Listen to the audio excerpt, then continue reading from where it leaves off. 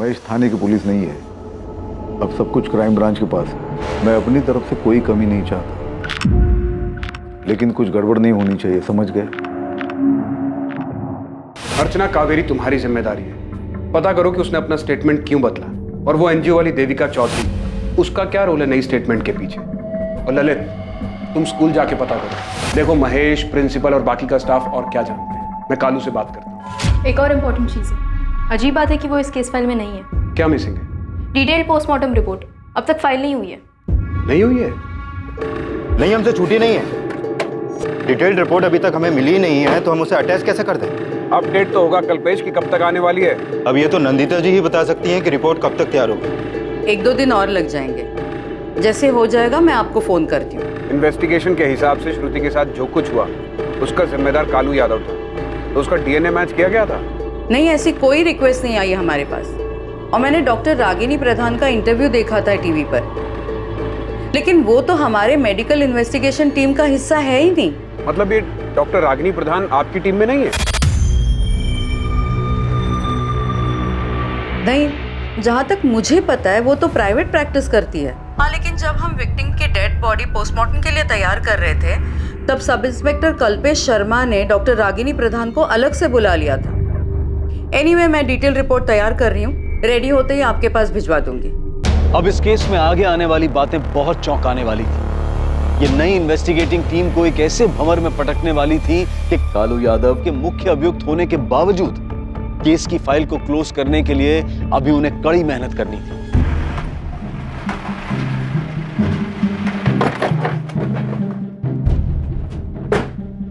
कावेरी में तो हाँ, अर्चना कश्यप, क्राइम ब्रांच से। आपको आपकी बेटी के केस के बारे में दोबारा नई टीम से जांच करवानी थी ना? जी। अब वो जांच हम करेंगे। रमीला यादव। जी।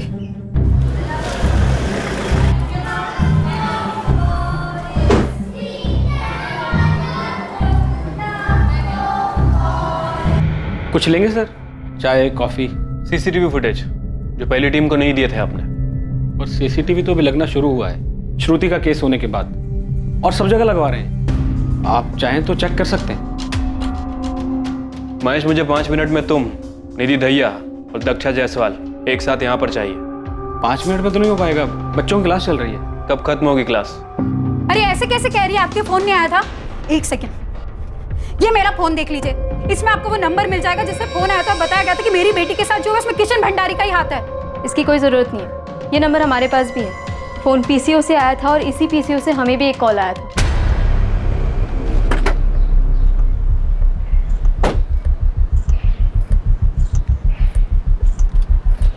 बोलो भाई। Crime branch. पीसीओ है साहब, बहुत लोग फोन करते हैं यहाँ से। लेकिन देखा तो होगा ना तुमने, 2 बार आया था वो। एक बार 20 जुलाई को रात 10:30 बजे एक औरत को फोन किया था। फिर किसने किया है? किसी स्कूल वाले ने ही। और दूसरी बार 25 जुलाई को दोपहर 3:30 बजे मुझे फोन किया था। PSI Lalit speaking, crime branch. आप लोग इस केस पर हो? अब 1 रुपया मिलता है साहब एक फोन का, क्या याद रखो? तो याद होता तो बता देता मैं। देख, कोशिश कर उस आदमी को याद करने के लिए, बहुत ही काम का आदमी है वो हमारे लिए। आप मुझे थोड़ा वक्त दीजिए, मैं कोशिश करता हूँ। अगर 2 बार आया है तो हो सकता है मोहल्ले का ही हो, अगर फिर से देखूंगा तो याद आ जाएगा। लेकिन साहब ये भी तो हो सकता है कि बाहर का हो और सिर्फ फ़ोन करने के लिए यहाँ पे आया।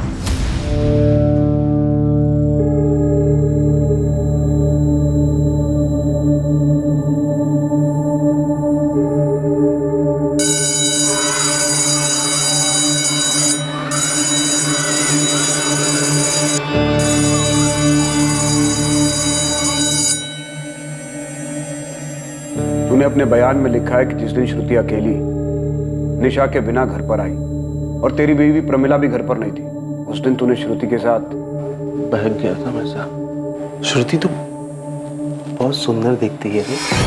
बच्ची को अकेला देखकर संभाल नहीं पाया अपने आप को। ऐसा नहीं करना चाहता था, लेकिन हो गया। गलत किया श्रुति के साथ।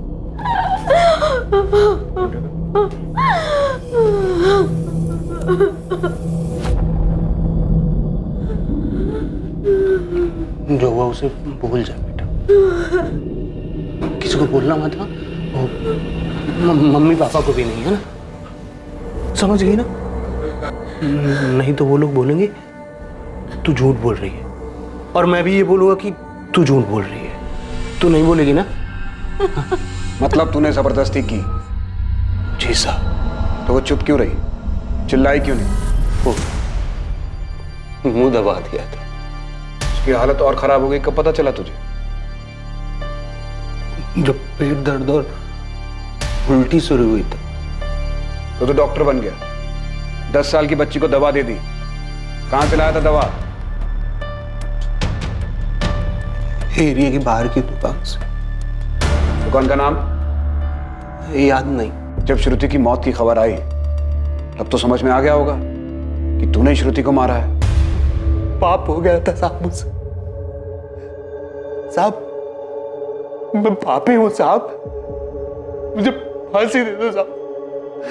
साहब मुझे मार दो साहब, फांसी दे दो साहब।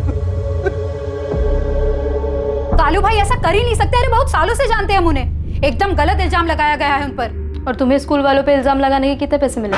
अरे ओ मैडम, आप भी मिली हुई हो स्कूल वालों से? अब पिछली बार जो पुलिस आई थी उनसे? एक औरत हो के एक औरत के बारे में ऐसा सोच भी कैसे सकती हैं आप? किसी ने पैसे नहीं लिए मैडम, और न ही मेरे पति ने कुछ किया है। प्रमिला यादव, तुमसे भी बात करूंगी मैं, पहले कावेरी से कर ले। सच बोल रही है प्रमिला। श्रुति और निशा दोनों बेटी जैसी है कालू भाई के लिए। ना मुझे ना मेरे पति को लगता है कि वो ऐसा कुछ कर सकते हैं। पहले तो तुम कुछ नहीं कहना चाहती थी, फिर वही एक फोन आया और तुमने सारी बात मान ली। क्यों? किसका फोन? और कालू को अरेस्ट करने के एक दिन बाद ही ये फोन क्यों आया?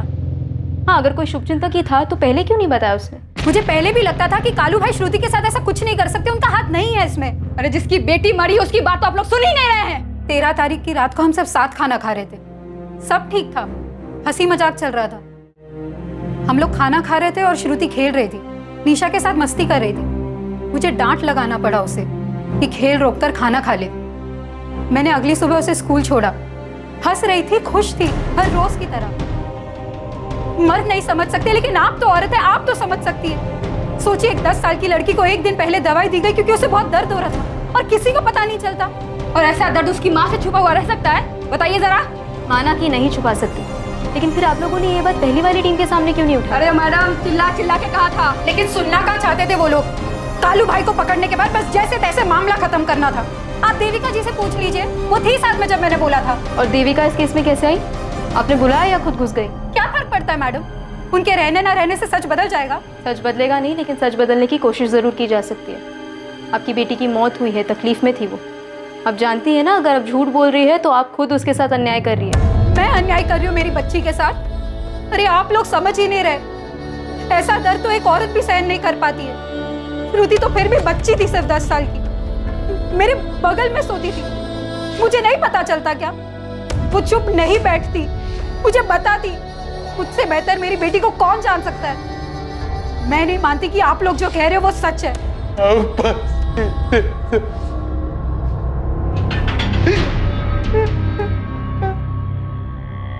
कालू तू सच बोल रहा है? लड़की चिल्लाई नहीं, किसी से कुछ नहीं कहा, सच कह रहा ना? हाँ साहब, मैं गुनहगार हूँ साहब, हूँ मैं साहब, मुझे मार दो साहब, मुझे फांसी चढ़ा दो साहब, मैंने कर दो साहब। कोई तो सच छुपा रहा है सर, कुछ बड़ा झोले। या तो कावेरी और प्रमिला दोनों भर भर के झूठ बोल रहे हैं, या तो फिर कालू को अपनी बलि देने का शौक चढ़ा है। ऐसा कैसे हो सकता है? दोनों पार्टी के बयान अलग हैं। मतलब साफ है कि दोनों में से कोई तो झूठ बोल रहा है। सर, ये दो बाहुबलियों की वर्चस्व की लड़ाई है, कोई आपसी रंजिश हुई होगी इनकी। अब इससे उनको तो कोई फर्क नहीं पड़ेगा, पर बेचारे ये गरीब लोग जरूर पिस जाएंगे इस पैसों के खेल में। त्यागी सर ने ठीक ही कहा था कि बच्चे की लाश पर रंगमंच सजा रखा है इन लोगों ने। कोशिश बेकार है तुम्हारी जगदीश। मैं जानता हूँ देविका चौधरी तुम्हारे कहने पे मेरी बदनामी कर रही है। लड़की की जान चली गई और तुम्हें अपने नाम की पड़ी है भंडारी। उस लड़की के साथ जो दुष्कर्म हुआ है उसका परिणाम तो भुगतना ही होगा। कानून को अपना काम करने दो। कब तक बचाओगे कानून से? जगदीश, ये कानून की पट्टी किसी नौसिखिए को पढ़ाना। मदनलाल भंडारी नाम है मेरा। लाख कोशिश कर लो, मेरा बाल विवाह का नहीं कर पाओगे तो। और इसे चेतावनी समझो या धमकी, अगर तुम नहीं रुके तो मैं शुरू हो जाऊंगा। फिलहाल तो मेरी सलाह मानो भंडारी, और अपने स्कूल को बचाओ। इन क्राइम ब्रांच वालों के हाथ कुछ लग गया ना तो ताला लगा देंगे। तुम्हारे स्कूल पर भी और तुम्हारे बेटे की आजादी पर भी। क्यों अस्पताल नहीं गए श्रुति के साथ? मतलब क्या कहना क्या चाहते हैं आप? अरे हमें तो जैसे ही पता चला तुरंत हम उसकी मदद में लग गए थे। तो फिर ये मदद आप लोगों ने आगे तक क्यों नहीं की? हाँ, क्यों सिर्फ 2 मेड के सहारे उस दर्द में कराती हुई बच्ची को छोड़ दिया आपने? निधि जी, आप तो प्रिंसिपल हैं, आपने जिम्मेदारी लेकर क्यों किसी और को नहीं भेजा बच्ची के साथ? उतना खून देखने के बाद कुछ समझ में नहीं आ रहा था, पर फिर भी मैंने डॉक्टर को बुलाया, लेकिन उसे आने में वक्त लगता, इसलिए महेश जी ने तुरंत फैसला लिया और बच्ची को हॉस्पिटल भिजवा दिया। मैंने खुद डीएल मेमोरियल फोन किया और उन्हें बताया ताकि वो पहले से अपनी तैयारी करके रखें। हाँ, और आप लोग यहाँ पर अपनी तैयारी कर लें। देखिए, आप तीनों को एक बात मैं अच्छी तरह से बता दूं, मुझे सिर्फ सच सुनना है। किशन भंडारी ने किया ना ये? वो यहाँ रोज आता था या फिर कभी कभी? सर, किशन जी का स्कूल के मामलों से कुछ लेना देना नहीं होता। मैं नाम लेकर पूछ रहा हूँ, शायद पिछली टीम ने नाम नहीं लिया। क्या रोल क्या है किशन भंडारी का स्कूल चलाने में? कोई रोल नहीं है। आप भी यही कहेंगी दक्षा जी? मैनेजमेंट के बारे में मुझे कुछ नहीं पता, मैं सिर्फ एक टीचर हूँ यहाँ पर। आप तीनों मेरी एक बात कान खोलकर सुन लीजिए, अपराधी की मदद करना भी अपराध है।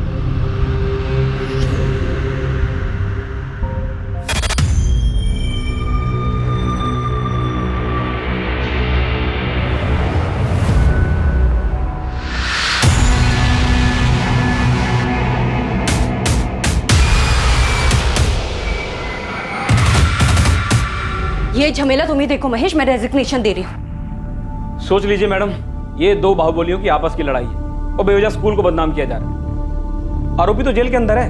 वो क्राइम ब्रांच वाले गलत तो नहीं बोल रहे ना महेश? क्यों तुमने श्रुति को हॉस्पिटल में सिर्फ सादिया और आरती के साथ भेजा? खुद क्यों नहीं गए? मुझे क्यों नहीं कहा? मैडम, जब मैं था ना, आप भी वही थी। अब आप सारी जिम्मेदारी मेरे कंधों पर डाल रही ना। मैंने आपको रोका था कि वहां मत जाओ, किसी को मत भेजो।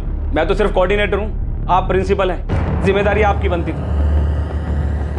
तो अब तहकीकात किस दिशा में करनी है ये भी आप लोग बताएंगे हमें। मैं तो आप लोगों को दिशा दिखाने की कोशिश कर रहा हूं ताकि आप लोग पहले वाली टीम की तरह भटके नहीं। अरे भाई, शुभचिंतक हूं मैं आप लोगों का। बहुत बहुत शुक्रिया जगदीश जी, हमारी चिंता करने के लिए। सर, चल क्या रहा है यहाँ पे? ये मदन लाल फोन करके बोल रहा है कि केस को गलत दिशा में मत ले जाओ। त्यागी ठीक ही कह रहा था, ये री इन्वेस्टिगेशन केस को घुमाने के लिए शुरू करवाया गया है। सब लोग अपना अपना मतलब पूरा करना चाहते हैं। सर, वो एनजीओ वाली देविका भी आई थी अर्चना से मिलने। आप लोगों को बस इतना बताना चाहती हूँ कि भंडारी परिवार काफी कुछ छुपा रहा है। वो हम पता कर लेंगे। उस लड़की को जानबूझकर निशाना बनाया गया मैडम। निशाना बनाया गया? क्यों? गरीबी मैडम, गरीबी। उस लड़की की माँ ने फीस कम करने की रिक्वेस्ट की तो उन लोगों ने ऐसा बदला लिया। क्या बोल रही है आप कि श्रुति को टारगेट किया गया था? इस केस में एक और नया मोड़ आया, लेकिन इसी के साथ पीड़िता की पोस्टमार्टम रिपोर्ट से एक और चौंकाने वाली चीज पता चली। डॉक्टर नंदिता, जिस पर हम काम कर रहे हैं उससे भी कुछ अलग मिला है क्या? अब तक जो भी सामने आया है ये उन सबसे अलग है। ये सुनकर आप शॉक्ड हो जाएंगे। मुझे लगता है ये सारी चीजें जानबूझकर छिपाई गई, केस को दबाने के लिए कवर अप किया गया है। मैं अभी पहुंच रहा हूं। पुरानी टीम कह रही है कि उनको भी नहीं पता था ये। झूठ बोल रहे हैं वो लोग। मैंने जब किशन भंडारी का नाम लिया था तभी बताया था उनको कि मैं फीस कम करवाने के लिए स्कूल गई थी। हम पति पत्नी मिलकर भी इतना ही कमा पाते कि किसी तरह घर चला सके। कोशिश रहती है कि बच्चों को भूखा ना सोने दे। श्रुति के अलावा एक और बेटी है हमारी, 5वीं से, उसे भी यही पढ़ाना है। मैं समझ सकती हूँ कावेरी, लेकिन अगर फीस कम कराने की बात है तो तुम महेश जी से बात कर लो। इस मामले में वही कुछ कर सकते हैं। फैसला तो अनामिका जी करती है, मैं तो सिर्फ रिक्वेस्ट कर सकता हूँ। तो सर जी, आप उनको बताइए ना हमारी हालत के बारे में। ठीक है, मैं बात करता हूँ, लेकिन अगर तुम खुद अनामिका जी से जाकर उनकी कोठी पर बात करो तो ज्यादा बेहतर होगा। मैं गई थी उनके कोठी, लेकिन अनामिका जी नहीं मिली, ये किशन मिला वहाँ। कौन सी क्लास में है? बता श्रुति। 7th स्टैंडर्ड में। ठीक है, मैं देखता हूँ हम क्या कर सकते हैं। बड़ी मेहरबानी होगी साहब, थोड़ा बोझ हल्का हो जाएगा। आप फिक्र मत कीजिए, मैं बात करता हूँ अनामिका से भी और महेश जी से, जो होगा आपको बता देंगे। कितनी कम हुई थी फीस? नहीं हुई, उसके पहले मेरी बच्ची को मार डाला। तुम गई कब थी उनसे बात करने? ये साल शुरू होने के पहले। तुम्हें किशन भंडारी पर ही क्यों शक है? वो फिर आया था तुम्हारी बेटी से मिलने? मेरे सामने तो नहीं मिला, लेकिन मैं जानती हूँ ये उसी ने किया है, कालू भाई ने नहीं।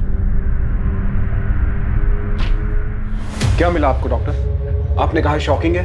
विक्टिम को सोडोमाइज किया गया था, उसके साथ अस्वाभाविक दुष्कर्म हुआ है। सोडोमाइज्ड? अस्वाभाविक दुष्कर्म? यस।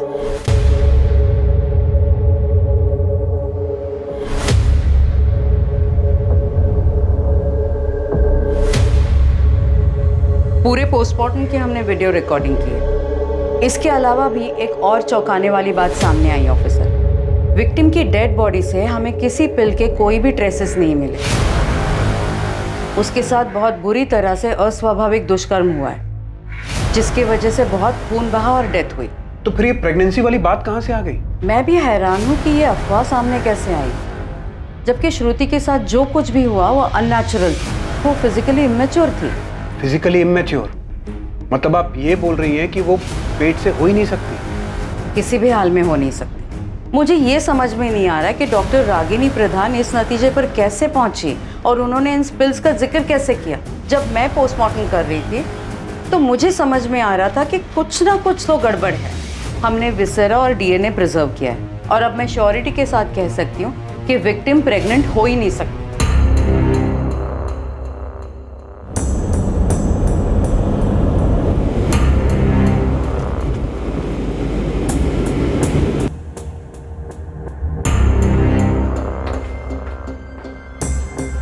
सर, श्रुति की मां कावेरी का कहना है कि वो श्रुति की स्कूल फीस कम करवाने के लिए किशन भंडारी से मिली थी, और वो एनजीओ वाली देविका, उसने भी कहा है कि इसी वजह से श्रुति को टारगेट किया गया था। सर, मैंने एफएसएल ऑफिसर आशीष त्रिवेदी से बात की है।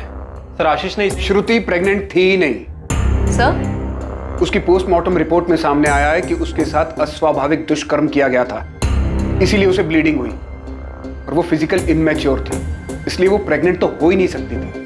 लेकिन सर, ये थ्योरी इन्वेस्टिगेशन में कहाँ से आई? अगर ये बात सच है तो फिर अभी तक हम लोग किस पर काम कर रहे थे? सर, अगर ब्लीडिंग अस्वाभाविक दुष्कर्म की वजह से हुई थी तो शायद उसके साथ जो हुआ था वो स्कूल में ही हुआ होगा, और वो भी ब्लीडिंग शुरू होने से थोड़ी देर पहले।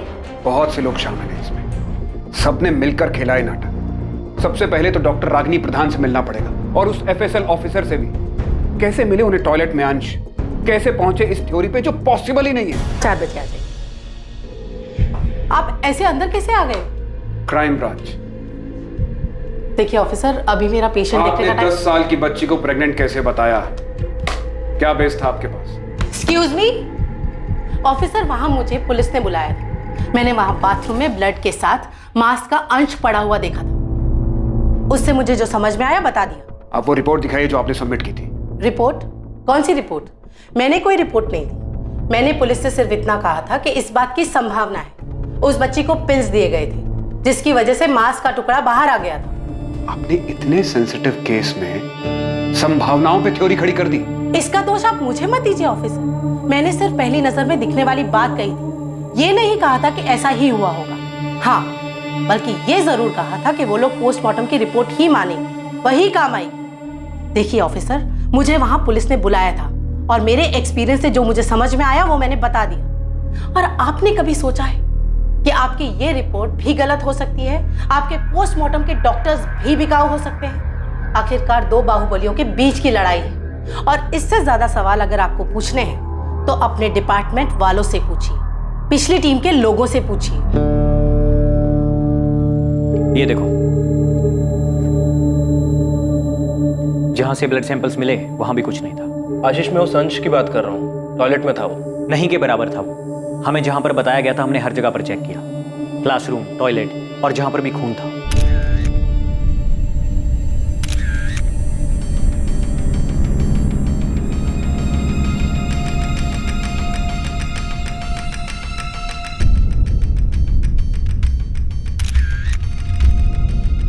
मैं जानता हूं कि तुम उस अंश के बारे में बात कर रहे हो जो टॉयलेट से मिला था, लेकिन मुझे लगता है वैसा है नहीं जैसा बोला जा रहा था। मैंने डॉक्टर नंदिता से बात की कि विक्टिम के साथ ऐसा दुष्कर्म नहीं हुआ था। आशीष, ऐसा भी तो हो सकता है कि कोई गलती हुई हो, सीन को क्रिएट किया गया। ये मैं नहीं बता सकता। हम उन्हीं चीज़ों को जांचते हैं जो क्राइम सीन से मिली होती हैं। इसमें मैं क्या सीन क्रिएट कर सकता हूँ? उसके साथ अस्वाभाविक तरीके से दुष्कर्म हुआ था। बहुत बुरे तरीके से हुआ था। डॉक्टर जयदेव का मानना है कि जिस अंश के बारे में बात हो रही है वो आंतों का टुकड़ा हो सकता है। आंतों का टुकड़ा?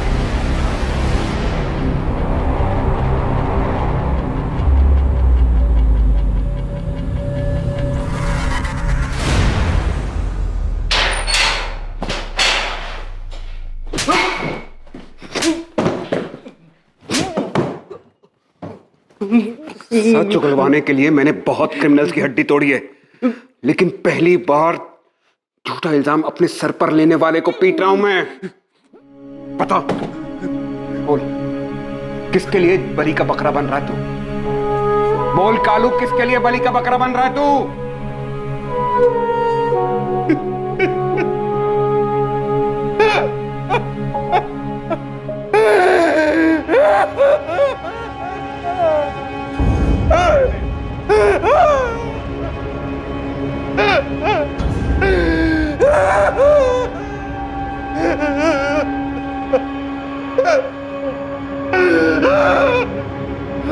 पानी पी।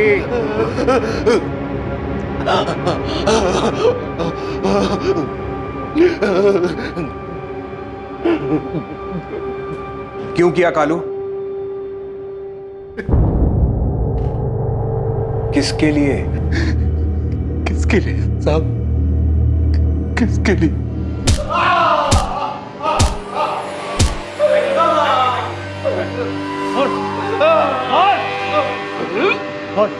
तूने किया ना रेप? हाँ? तूने किया ना? पहले वाले साहब दिन रात मारते थे, ऐसा लिटा के, पता नहीं कैसे कैसे साहब कहाँ कहाँ मारा है साहब, हम दिखा भी नहीं सकते आपको। वो बड़े साहब ने मुझे बताया कि मैंने क्या किया, तोते के जैसे रटा दिया। किसी ने भी नहीं सोचा कि उस बच्ची को मैं बहुत ज्यादा प्यार करता था, अपनी बेटी के जैसे। मेरी बात किसी ने नहीं मानी, किसी ने नहीं मानी साहब। लेकिन मैंने तो नहीं मारा तुझे, आराम से पूछा था, फिर सच क्यों नहीं बोला तू? वो साहब लोग भी आते थे तो यही बोलते थे, लेकिन अगर मैंने कुछ किया हो तो बताओ। वो पूछते थे फिर मारते थे, पूछते थे फिर मारते थे। परेशान हो गया था, मैंने तो उम्मीद छोड़ दी,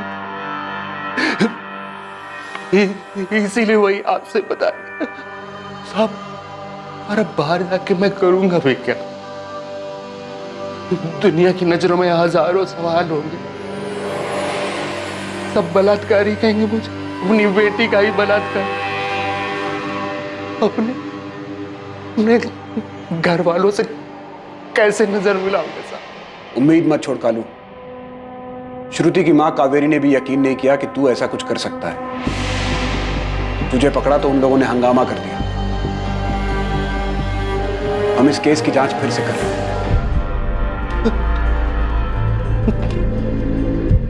तो आप लोग मुझे बचा लेंगे? तुझे तुरंत तो नहीं छुड़वा सकता, क्योंकि चार्जशीट में तेरा इकरारनामा है, लेकिन इतना भरोसा रख कि अब कोई तेरा बाल भी बांका नहीं कर पाएगा। ललित, पूरी भंडारी फैमिली, सारे स्कूल स्टाफ को उठा लो, प्रिंसिपल, टीचर्स, कोऑर्डिनेटर, कोई नहीं छूटना चाहिए। डीएसपी सर के ऑर्डर्स हैं हमारे पास, कोई प्यार से न माने तो घसीट कर ले आना सबको। और अर्चना, 2 घंटे के अंदर तुम्हें स्कूल को सील करने का ऑर्डर मजिस्ट्रेट के ऑफिस से मिलेगा। सबसे पहले हमें स्कूल को अच्छे से छानना होगा। ठीक है सर। सर, श्रुति के बगल में बैठने वाली लड़की प्रिया, उसे बुला लूं? सर, उसी ने हमें बताया था कि श्रुति क्लास से बाहर गई थी। पेरेंट्स के साथ बुलाओ उसको, बात करते हैं, देखते हैं क्या बताया था उसने पहली टीम को।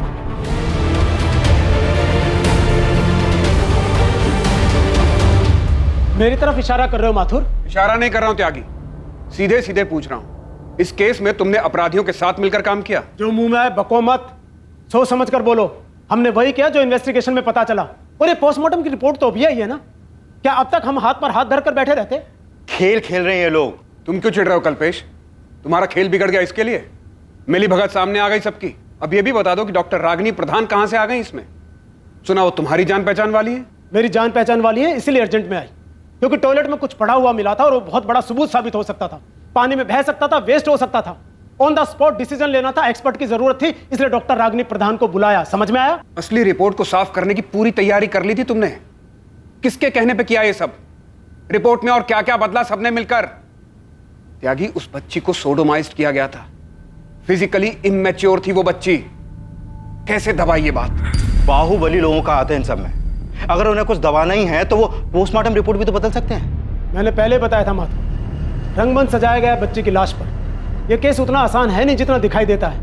आग का कुआं है, जितनी गहराई में उतरोगे उतने जलोगे। बचोगे तो तुम भी नहीं त्यागी, क्योंकि तुम भी इसी रंगमंच का हिस्सा हो। सच्चाई को तो मैं खोद निकालूंगा, चाहे तुमने उसे कितने ही गहरे में क्यों ना दबा के रखा हो।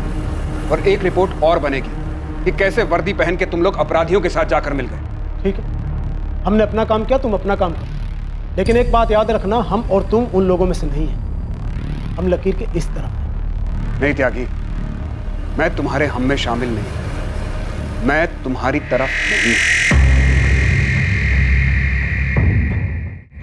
गलत दिशा में जा रहे हो ऑफिसर, गलती कर रहे हो तुम। गलती तो अब सुधारिए भंडारी जी। अब समझ में आया कि आपने केस को किस दिशा में भटकाया था। सर मेरी बात सुनिए। आप लोग जगदीश पाल के बहकावे में आ रहे हैं। वही मास्टरमाइंड है इस सब फसाद का।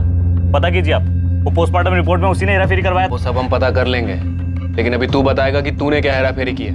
चल। सर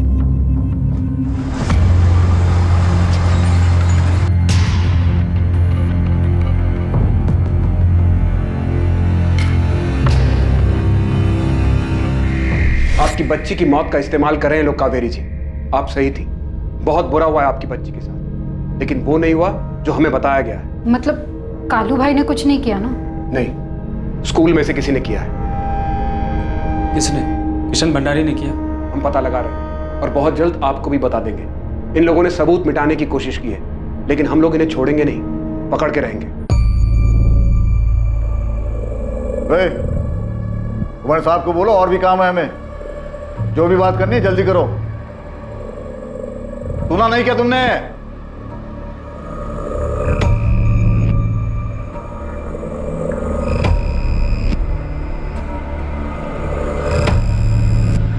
प्रिया, क्या देखा था आपने? श्रुति दक्षा मिस की क्लास के पहले बाहर गई थी। कहाँ गई थी बेटा? पता नहीं अंकल, मैं क्लास में थी, लेकिन मुझे लगा उसको किसी ने बुलाया था। मैंने ये बात पहले भी बताई थी। आपने ये बात पहले बताई थी? वो जो दूसरे पुलिस वाले अंकल है ना, उनको। श्रुति को किसने बुलाया था ये देखा तुमने?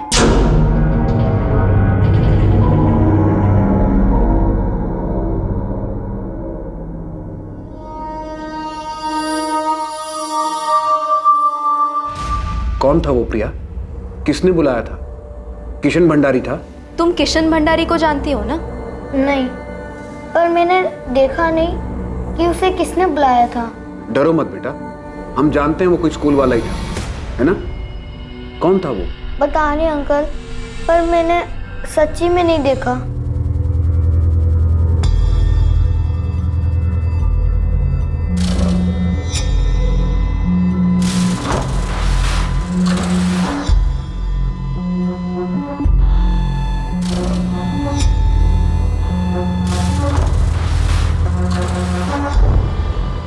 यहां से बाहर आई हो।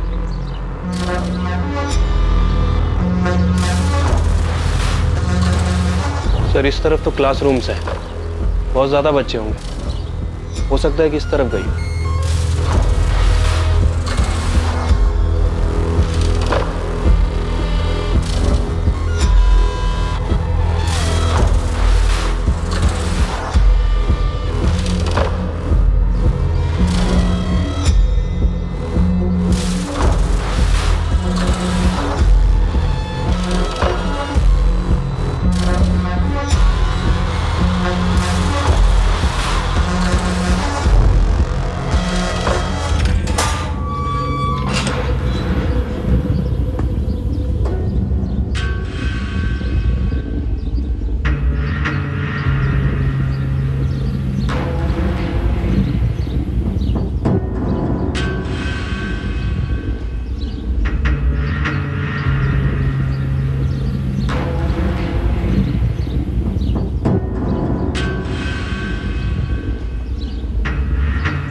ये क्या है? साहब स्टोर रूम है। ताला क्यों लगा स्टोर रूम में? साहब चाबी हमारे पास नहीं। जल्दी लेकर आओ। ललित, स्कूल में कुछ हुआ और किसी को पता ही ना चले, ऐसा तो नहीं हो सकता। सर, बच्चों को पता नहीं चला एक बात समझ में आती है, लेकिन यहाँ स्कूल में हर आदमी बच्चा बनने की कोशिश कर रहा है। तो मुझे लगता है कि स्कूल में जो भी हुआ है, ये प्रिंसिपल और ये महेश ये हमसे मिलकर छुपा रहे हैं। 14 जुलाई को लगभग 10:20 पे श्रुति क्लास से बाहर गई और लगभग 11:05 तक वापस आ गई। किसने बुलाया था उसे? किशन भंडारी ने या आप में से किसी एक ने निधि ली? मैडम हम कुछ नहीं जानते। किशन जी का स्कूल के मामलों से कुछ लेना देना नहीं, तो वो स्कूल क्यों आएंगे? तुमसे पूछा मैंने, तुम्हारी शक्ल से ही झूठ टपक रहा है, तुम चुप रहो। निधि जी आप बताइए, क्या वो किशन था? मुझे नहीं पता, मैं अपने ऑफिस में थी, अगर वो आया भी होगा तो मुझसे नहीं मिला। आपसे मिला नहीं है? आप अपनी नौकरी बचाने के लिए उससे बचा रही हैं? अरे नहीं चाहिए ऐसी नौकरी, वैसे मैं ये नौकरी छोड़ रही थी, परेशान हो गई जवाब देते देते। बच्ची की जान चली गई, आपके स्कूल में सोडोमाइज किया गया उसे, और आप परेशान हो रही है जवाब देते देते। क्यों? क्योंकि आपसे स्कूल मालिक के फैमिली के बारे में पूछा जा रहा है। क्योंकि मुझे सच में नहीं पता, लेकिन शायद इस महेश को पता है, कुछ छुपा रहा है। मैंने इससे पहले भी कहा कि अगर कुछ भी पता है तो बता दे, लेकिन कुछ बता ही नहीं रहा है। मुझे समझ नहीं आ रहा कि मुझे क्यों घसीटा जा रहा है इस सब में। अरे जो कुछ हुआ ही नहीं तो कैसे बोल दूं? मैडम उस दिन किशन जी स्कूल आए ही नहीं थे। किशन नहीं तो कौन था? क्या वो तुम थे? तुमने बुलाया था श्रुति को क्लास से? अरे कैसी बातें कर रही हैं आप? मैं उस छोटी बच्ची के साथ ये सब करूंगा? उसके पड़ोसी कालू का काम है ये, और पहले वाली पुलिस उसे पकड़ भी चुकी है। पता नहीं अब आप लोग उसे बचाने की कोशिश क्यों कर रहे हैं?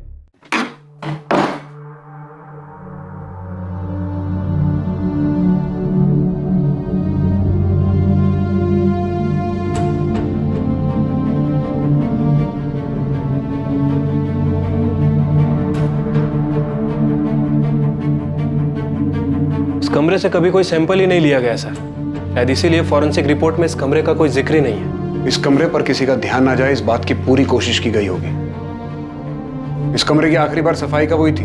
14 जुलाई को, लड़की को हॉस्पिटल भेजने के बाद। साहब मुझे कुछ नहीं पता, मैंने इस कमरे को नहीं साफ किया है। तो फिर किसने की थी? पता नहीं साहब, यहाँ ताला लगा हुआ था। जो अब तेरी जबान पे लगा है। देख हरी, हम जानते तुझे सब पता है। उस बच्ची को इसी कमरे में लाया गया था ना? मैं सच बोल रहा हूँ साहब, मुझे कुछ नहीं पता है, मेरा यकीन कीजिए साहब।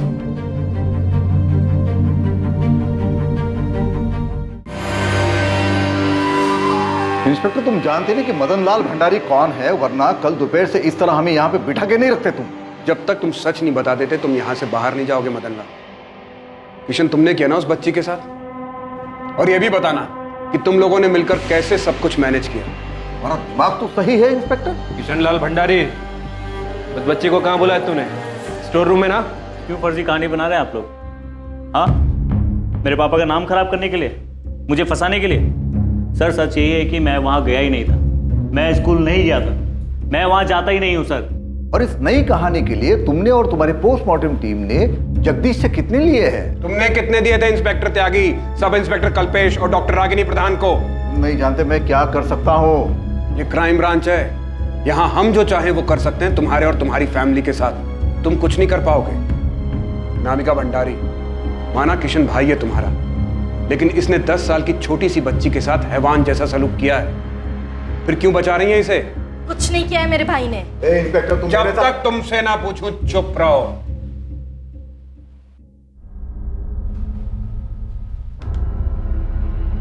अनामिका, 14 जुलाई को महेश ने 11:10 के बाद तुम्हें 6 कॉल किए, 2-2 मिनट के, और महेश ने 2 कॉल तुम्हें किए मदन लाल।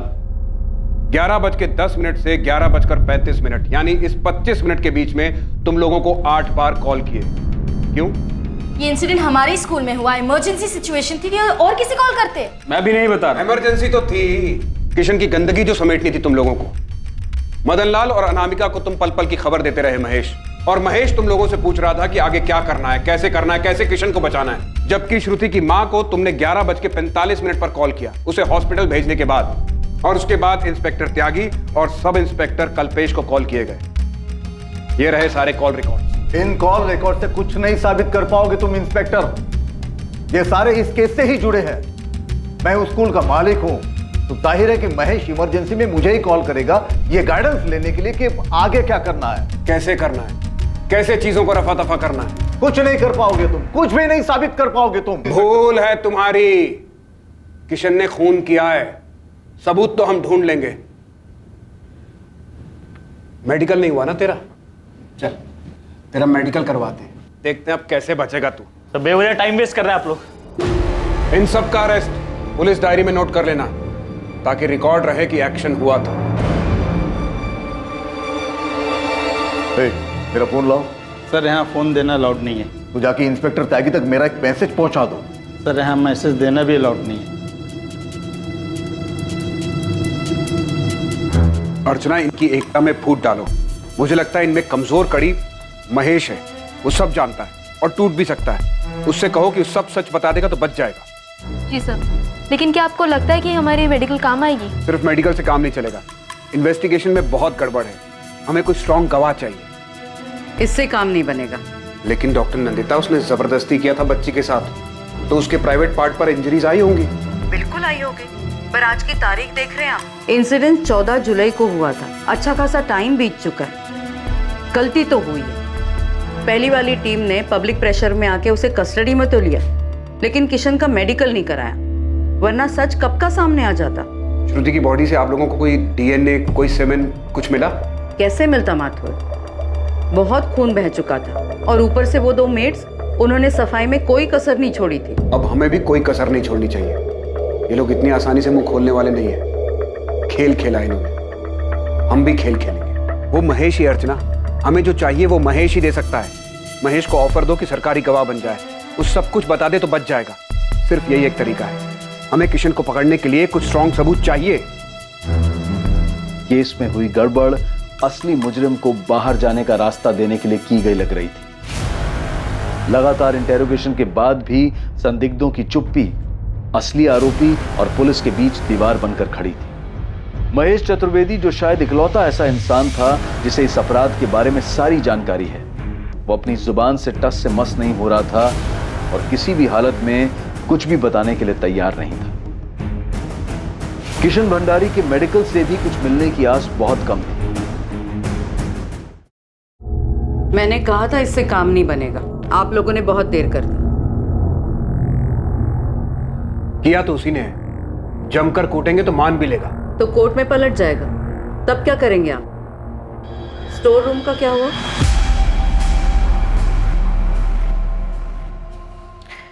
कहाँ से लेकर आऊं मैं कुछ ललित? बहुत देर हो गई है, कुछ नहीं मिलेगा। कोशिश करो आशीष, जो भी हुआ इसी कमरे में हुआ है। हुआ होगा, लेकिन कोई हमें यहाँ लेकर नहीं आया, वरना सफाई होने के बाद भी मैं कुछ न कुछ तो निकाल ही लेता। लेकिन अब कुछ नहीं हो सकता।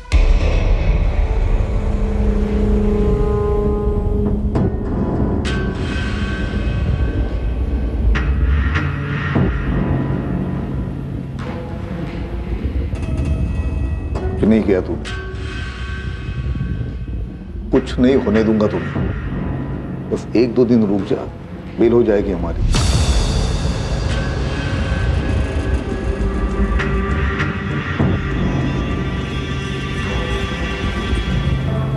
सर, कल रात भी उस महेश की पलक को एक बार भी झपकने नहीं दिया, लेकिन अभी तक कुछ बोला नहीं है उसने। स्टोर रूम से कुछ नहीं मिला? नहीं सर, फॉरेंसिक ने 6 घंटे मेहनत की, लेकिन। और उस फोन पर इंफॉर्मेशन देने वाले का, जिसने हमें और कावेरी को कॉल किया था? पीसी वाले मुस्ताक को फॉलो अप कर रहा हूं मैं। मैम, अगर किशन स्कूल आया भी होगा तो मैंने उसे नहीं देखा। मुझे पता है इस सब में महेश शामिल है। श्रुति की माँ फीस कम करवाने के लिए अनामिका के पास गई, लेकिन मिल गया उसे किशन। तभी से उसके मन में शैतान घुस गया होगा।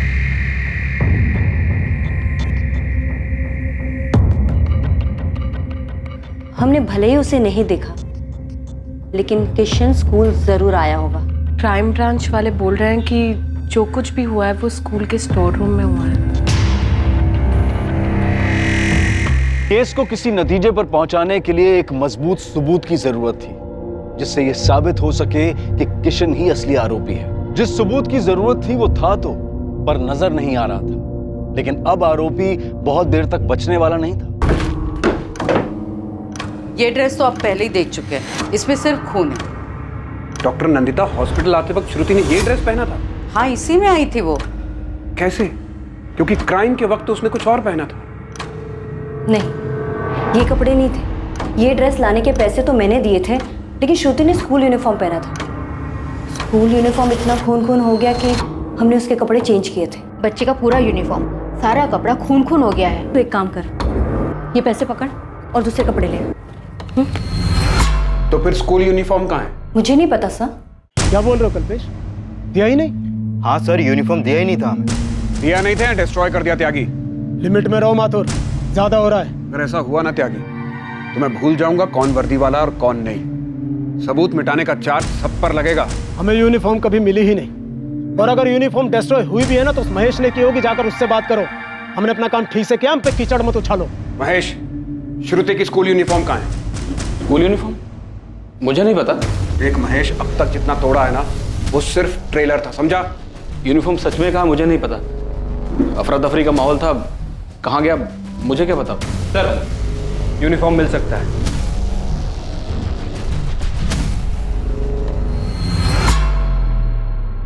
आरती और साद्या, श्रुति के कपड़े तुम दोनों ने बदले थे ना? हाँ, हमने ही बदले थे। स्कूल यूनिफॉर्म पहना था उसने। अभी कहाँ पर है वो? सर, श्रुति का बैग और यूनिफॉर्म स्कूल में ही था।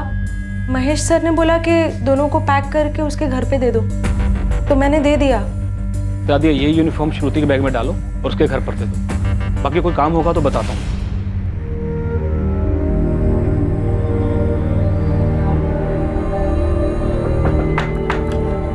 कावेरी बहन, ये श्रुति का बैग, कपड़े भी है इसमें।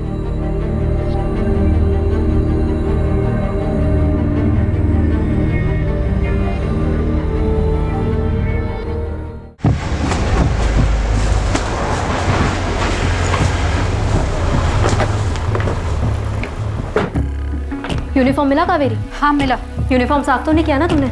नहीं मैडम, जैसा मिला था वैसे ही अलमारी के ऊपर रख दिया ताकि दिखाई ना दे। इसे देखने की हिम्मत नहीं तो साफ क्या करते।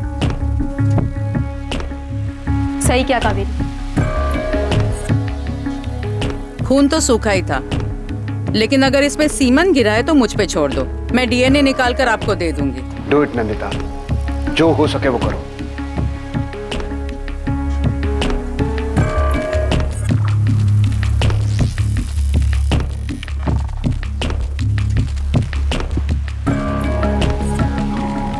बड़ी भूल हो गई किशन जी। बस उम्मीद करो कि उन्हें यूनिफॉर्म पे कुछ ना मिले।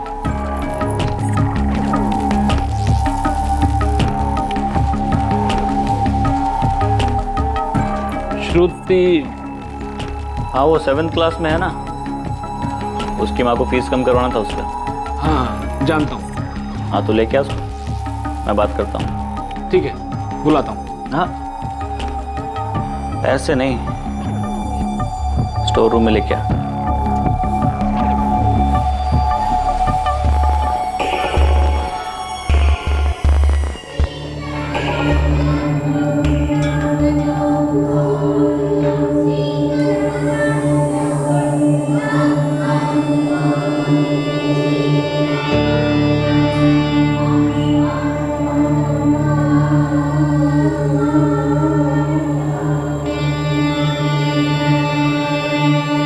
किशन जी आए बेटा, तुम्हारी फीस कम कर देंगे। चलो बात कर लेते।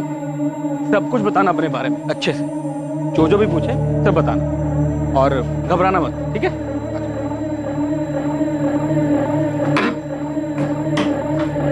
चलो। Good morning sir. Good morning, कैसी हो तुम? मैं ठीक हूँ सर। आओ।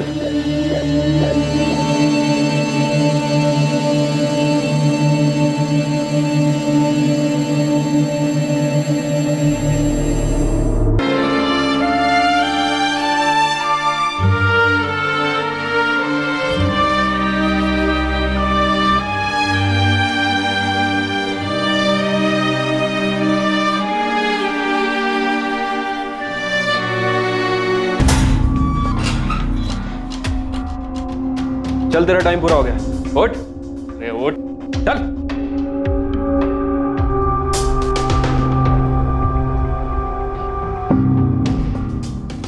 तुम्हारा एविडेंस मेरे हाथ में है माथुर। मैच हो गया? हाँ मैच हो गया। श्रुति के कपड़ों से जो सीमन मिला था वो किशन भंडारी के डीएनए से मैच हो गया। मिल गया, उसी कमीने ने किया है। साइंटिफिक एविडेंस मिला है सर, इससे बेटर और क्या होगा। अब इस महेश और किशन को तबीयत से तोड़ते हैं और उसके बाद इन्हीं से क्राइम सीन रिक्रिएट करवाते हैं। ठीक है, करवाओ।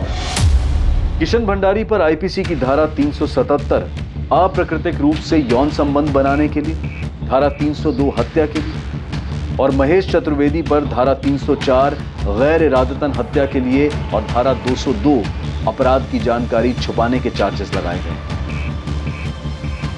किशन भंडारी के पिता मोहनलाल भंडारी पर आईपीसी की धारा 109 अपराध करने को उकसाने के लिए और धारा 201 सबूतों से छेड़छाड़ के चार्जेस लगाए गए हैं। पुलिस की पहली जांच टीम को सस्पेंड कर दिया गया और अपना कर्तव्य सही तरह से ना निभाने के कारण उनके खिलाफ जांच के आदेश दिए गए। कालू यादव को उस पर लगे सभी आरोपों से बाइज्जत बरी कर दिया गया।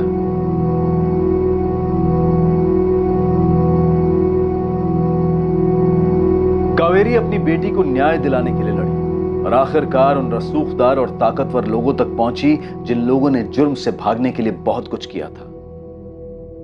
कोई खबर? नहीं सर, पीसीओ वाले के पीछे लगा हूं, लेकिन जिस कॉलर ने किशन भंडारी का नाम आगे किया था उसके बारे में कुछ पता नहीं चल रहा है। कोई नहीं, केस को सही बंदे की तरफ घुमाने में बड़ी हेल्प की है उसने। नहीं भी पता चले तो ठीक है। सर वैसे मुझे लगता है कि कोई स्कूल से ही होगा, शायद उसकी इंसानियत जाग गई होगी और उसने हमें फोन कर दिया। वो कॉलर अब तक अज्ञात है। क्योंकि उस अज्ञात कॉलर ने अपनी जिम्मेदारी समझी, क्योंकि श्रुति की मां ने हार नहीं मानी और अपनी आवाज उठाई, क्योंकि कई संगठनों ने आम लोगों का साथ दिया और केस को री इन्वेस्टिगेट करने की उनकी आवाज को बुलंद किया। नतीजा यह हुआ कि कानून की पकड़ से दूर जा रहे और सबूतों को मिटा चुके असली अपराधी पकड़े गए, वरना इस केस में एक गरीब निर्दोष की बलि चढ़ाने की पूरी तैयारी कर ली गई थी। हम उस इन्वेस्टिगेटिंग टीम की सराहना करते हैं जो इतनी बाधाओं से लड़ते हुए मामले की गहराई तक गई और असली आरोपियों को पकड़ने में सफल रही। हमारा सिस्टम ऐसे ही समर्पित और निष्ठावान लोगों के प्रतिबद्ध और सतर्क रहने से चलता है। अब मैं अनूप सोनी आपसे विदा लेता हूं। कल रात 11 बजे आपसे फिर मुलाकात होगी एक और नए केस के साथ। और याद रखिए, क्राइम और आपके बीच में सिर्फ इतना फर्क है कि आप कितने सतर्क हैं। सतर्क रहें, सुरक्षित रहें। जय।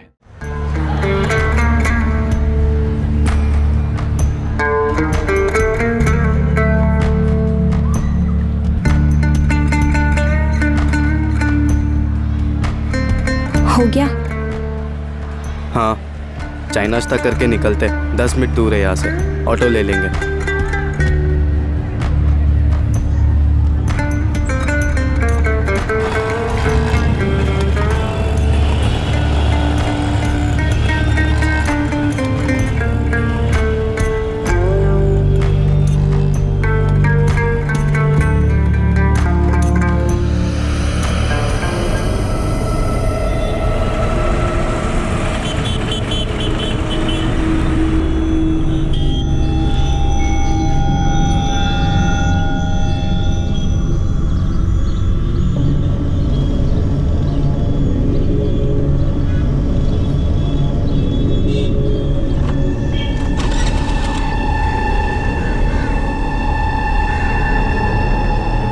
लाइसेंस ये सर, पेपर दिखा। सर 4 दिन पहले ही खरीदी है ना सर, तो पेपर से अभी ट्रांसफर नहीं हुए। खरीदने की रसीद वसीद तो होगी, वो दिखा। सर ये रसीद है सर, सेकेंड हैंड खरीदी है सर, कैश देके, वो भी गैरेज से सर, तो यही रसीद है सर। ये रसीद है? हाँ सर, यही रसीद है। पहले ओनर के पेपर की कॉपी तो होगी, वो दिखा। सर पुराने ओनर का कोई पेपर नहीं है सर, यही रसीद है सर, गैरेज से खरीदी है सर। तो लाइसेंस जमा कर लेता हूँ, आराम से ट्रांसफर करा, कोर्ट में पेपर दिखा और लेके जा। सर काम धंधे वाला आदमी हो, कहाँ कोर्ट कचहरी के चक्कर काटता फिरूंगा सर। पेपर तो दिखाने पड़ेंगे, पुराने ओनर के गाड़ी ट्रांसफर करने की एप्लीकेशन, कुछ तो दिखा। सर आपकी मैं गैरेज वाले मोहन से बात करा देता हूँ सर, 4 दिन पहले ही सर गाड़ी खरीदी सर, ये सर फोन पे बात कर लो। साइड में ले ले स्कूटर। सर महज एक स्कूटर के पेपर्स की चेकिंग से इस केस की शुरुआत हुई। एक स्कूटर से शुरू हुआ यह केस एक के बाद एक कई हैरान कर देने वाले सच सामने लाने वाला था। रूटीन चेकिंग में मिला यह चोरी का स्कूटर एक मर्डर केस को रोशनी में लाने वाला था। साहब ये स्कूटर तो पिछले हफ्ते प्रदीप छोड़ के गया था, बोला उसके किसी ग्राहक का है, बेचना है, तो मैंने उसे सेल वाली लाइन में लगा दिया। मोहन भाई, हाँ ये स्कूटर निकालना है मुझे, कोई कस्टमर हो तो बताओ ना। तू चाबी रख के जा, मैं चला के देखता हूँ, बाद में बताता हूँ कितने में जाएगा। प्रदीप कौन?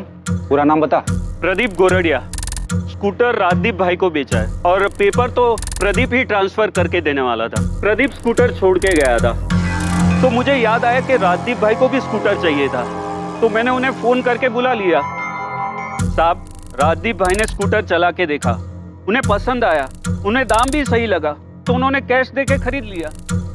फोन नंबर दे प्रदीप गोरडिया का। उसने तुझे गाड़ी के असली ओनर के पेपर दिए? नहीं साहब, मैं आपको नंबर देता हूँ। सर, इस प्रदीप गोरडिया की तो लंबी चौड़ी हिस्ट्री निकली।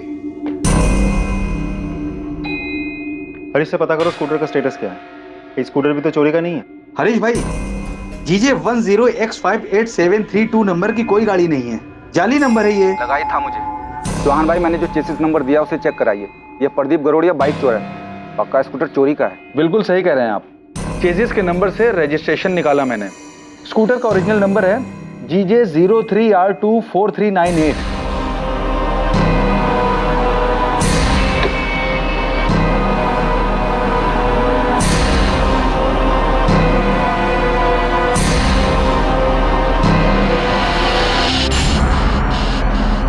आप जो नंबर बता रहे हैं GJ 03R24398, ये स्कूटर किसके नाम पर रजिस्टर है? सोनल पटेल। और हाँ, इसमें ऑनर का एड्रेस भी लिखा हुआ है, वृंदावन कॉलोनी का एड्रेस है।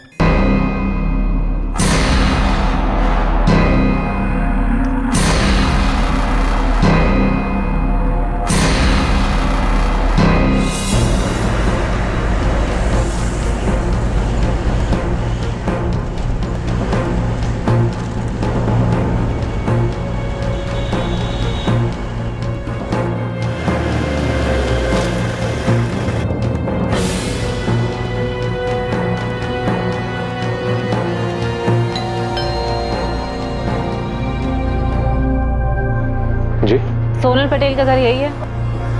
हाँ, छोटी बहन है मेरी। उसका स्कूटर चोरी हुआ है, पर चोरी की रिपोर्ट हमें कहीं नहीं मिली। हमने स्कूटर चोरी होने की कोई रिपोर्ट नहीं लिखवाई। स्कूटर सोनल के नाम ही है ना? बुलाइए उसे, कहाँ है वो?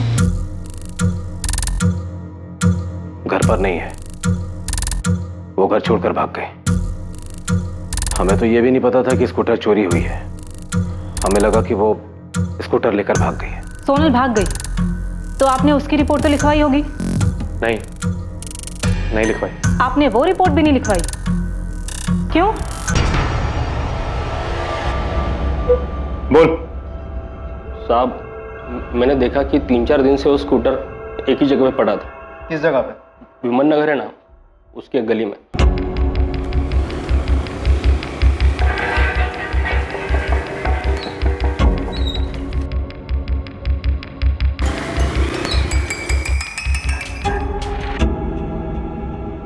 साहब, 3 दिन बराबर से जाके चेक किया मैंने, स्कूटर वहीं पे खड़ा था। फिर मैं समझ गया कि ये सोसाइटी में किसी का नहीं है। फिर उठा लिया साहब और नंबर प्लेट चेंज करके बेच दिया मैंने। वो स्कूटर सोनल पटेल का है, 20 साल की लड़की है जो घर से भागी है। कहाँ है वो? साहब, मैं बाइक चोर हूँ, मानता हूँ कि मैंने स्कूटर बेचा है, लेकिन मैं किसी सोनल पटेल को नहीं जानता हूँ साहब। देवांग जी, आपने सोनल की रिपोर्ट लिखवाई ही नहीं? नहीं। सोनल घर से कब भागी? 17 अक्टूबर को वो कॉलेज के लिए निकली थी, उसके बाद वापस ही नहीं आई। 17 अक्टूबर को गई है और अब तक घर नहीं लौटी, और आप लोगों को उसकी कोई फिक्र नहीं है? 18 की शाम को उसका फोन आया था, कहने लगी कि वापस नहीं आएगी। सोनल बेटा, कहाँ है तू? तुझे पता कितना परेशान है हम यहाँ कि तू। हेलो बेटा, तू कहाँ है? तू ठीक तो है ना? तू बता, मैं आता हूँ तुझे लेने के लिए। पापा, मैं दिल्ली में हूँ और बहुत खुश हूँ।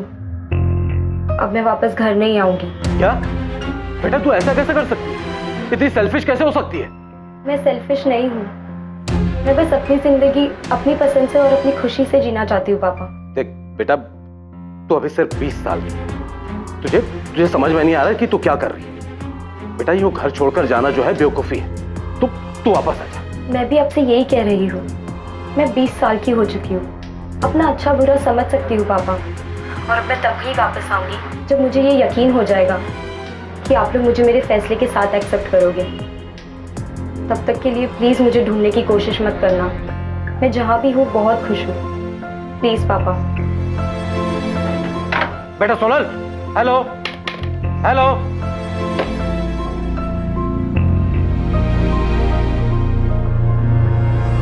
वो अपनी मर्जी से घर से भागी थी, वो खुश थे, तो क्या करते हैं? जबरदस्ती अपनी बेटी को घर वापस लेकर आते हैं, जबकि ये फैसला उसका खुद का था घर से भागने का। वो अपने मन की करके खुश है, और हम यहाँ सुरेश भाई और उनके परिवार वालों के सामने सर झुकाए बस माफी मांग रहे हैं। वे पिछले महीने 12 सितंबर को उसकी सगाई हुई थी अजय के साथ।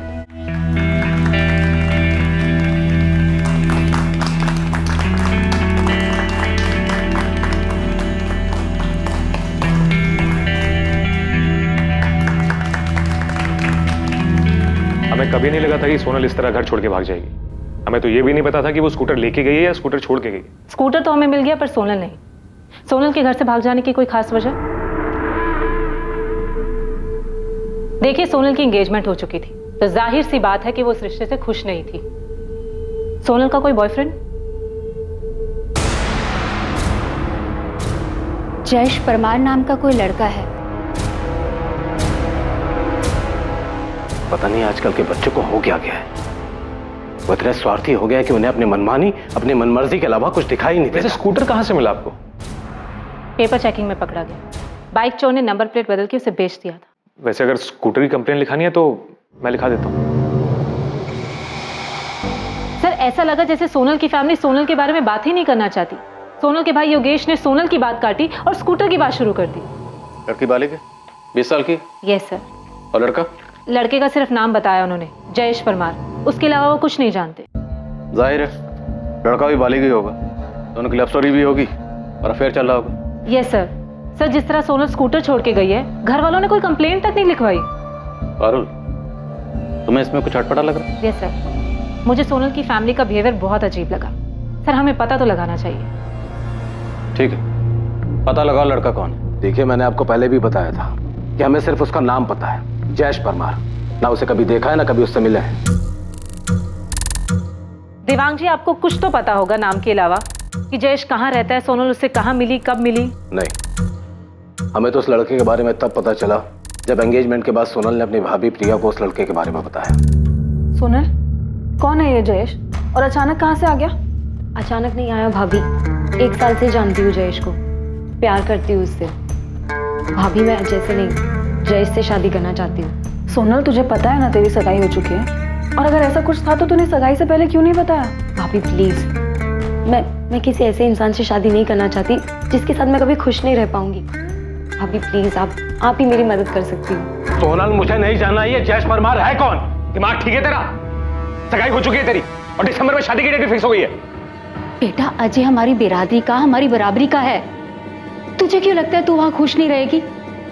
बेटा, राजकोट में 2 बंगले हैं उनके, मुंबई में भी घर है, खूब पैसा है उनके पास।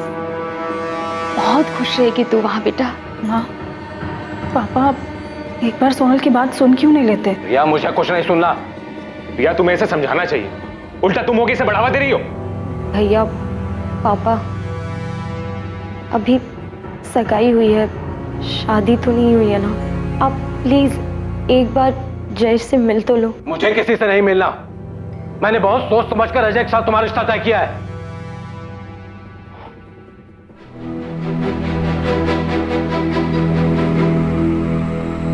बेटा, मैं बाप हूं तुम्हारा। अरे तुम्हारा बुरा नहीं चाहूंगा। जयेश वैस जो भी है ना, सब भूल जाओ और इतना याद रखो कि अजय तुम्हारा होने वाला पति है। देख बेटा, राजकोट में हमारी और अजय की पापा की इज्जत है, नाम है। अरे क्या कुछ नहीं सोचा तेरी शादी के लिए? अरे इतने धूमधाम से शादी करेंगे कि पूरा शहर देखता रह जाएगा। तो फालतू की बातें सोचना बंद कर और शादी की तैयारी कर। संभालो इसे। हमें लगा वो समझ गई, उसे इस शादी से कोई प्रॉब्लम नहीं है। हमें तो इस बात का भी अंदाजा नहीं था कि वो उस लड़के के साथ भाग जाएगी। देवांग जी, आपको कैसे पता कि सोनल जयेश के साथ ही भागी? इसमें पता होने वाली क्या बात है? यही कि क्या वो वाकई में ही भागी है? देखिए मैडम, आप हमारे जले पर नमक छिड़क रही। मेरी बेटी, जिसकी खुशी के लिए मैंने क्या कुछ नहीं किया, उसे 1 मिनट भी अपनी फैमिली के बारे में नहीं सोचा और उस लड़के के साथ भाग गई। वो जहां भी रहे खुश रहे, मुझे कोई दिक्कत नहीं। पर मैडम, मेरी आपसे रिक्वेस्ट है, ये मेरा फैमिली मैटर है, प्लीज आप इसमें दखल ना दें।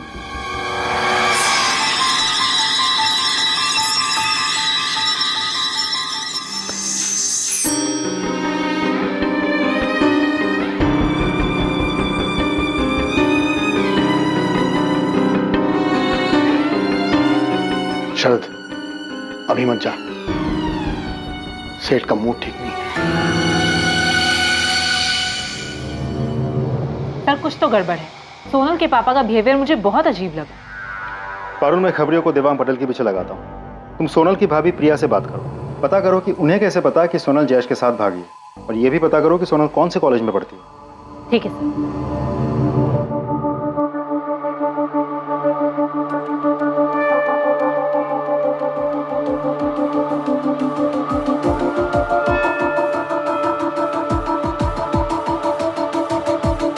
प्रिया, assistant sub inspector Parul Sanghvi, मुझे सोनल के बारे में तुमसे कुछ बात करनी है। हाँ मैम, सोनल जयेश के साथ ही भागी है। प्रिया, तुम्हारी पूरी फैमिली को कैसे पता कि सोनल जयेश के साथ ही भागी है, जबकि तुम्हारी फैमिली ये नहीं जानती कि जयेश कौन है, कहाँ से है? योगेश ने सोनल के कॉलेज के दोस्तों से बात की थी, शिल्पा और नताशा। तुम्हें सच में जयेश के बारे में कुछ नहीं पता? तुम्हारे पति या ससुर ने सोनल के साथ कुछ किया? नहीं मैम, मुझे नहीं पता। सोनल कौन से कॉलेज में पढ़ती है?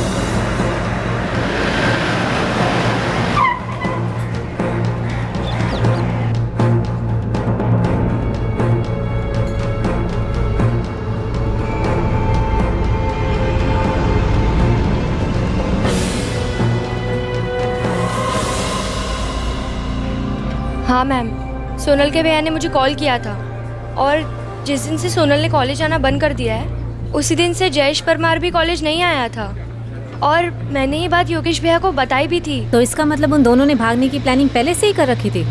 वो तो पता नहीं मैम, लेकिन सोनल ने तो हमें ऐसा कुछ बताया नहीं था। ये जयेश कहाँ पे रहता है? मैम, ऐसे तो वो हॉस्टल में रहता है, लेकिन ओरिजिनली वो मोरबी से है। ये क्या बदतमीजी है? कौन हो तुम? शमशेर, पुलिस का आदमी, तुमसे बात करनी है। भाई, मैं देवांग सेठ के ऑफिस में सिर्फ असिस्टेंट अकाउंटेंट, उनके घर में क्या चल रहा है क्या नहीं मुझे कुछ नहीं पता। घर के लोग तो ऑफिस में आते ही होंगे और आते जाते तुमने देखा ही होगा। देखो महेश भाई, अगर तुम्हें पता है और पुलिस को बाद में पता चला कि तुमने बताया नहीं, ये तुम पे ही भारी पड़ने वाला है। अरे पर मैं सोनल के बारे में कुछ नहीं जानता। हाँ, इतना बता सकता हूँ कि जिस दिन वो गायब हुई थी उस दिन ऑफिस में बहुत बड़ा हंगामा हुआ था। कैसा हंगामा? पैसों को लेकर। मतलब? उस दिन सेठ जी के कैबिन से 10 लाख रुपए गायब हुए थे। दिखा भाई, वो 10 लाख किधर है? आपके केबिन में, ड्रॉर में। किधर रखे दिखाओ।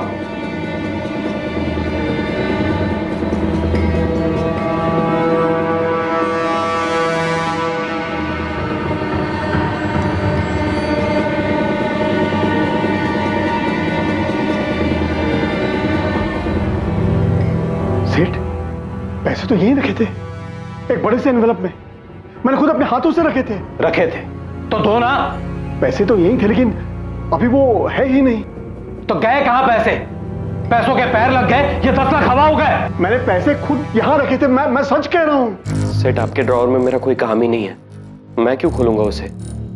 सेठ जी, इतना पैसा तो हर तीसरे दिन आता है, हम तो कभी हाथ भी नहीं लगाते। पैसे तो बीका भाई के पास ही रहते हैं। हाँ सेठ, पैसे मेरे पास ही थे और मैंने उसे ड्रॉर में रखे थे। 10 बार सुन चुका हूं मैं, ये यहीं रखे थे, यहीं रखे थे। अगर थे तो गए कहां? सेठ, वो क्या? 1:30 बजे सोनल बिटिया यहाँ आई थी, आपके केबिन में गई थी। सोनल? हाँ, बीका भाई सही कह रहे हैं। मैंने 2:30 बजे सोनल को आपके कैबिन से निकलते देखा था।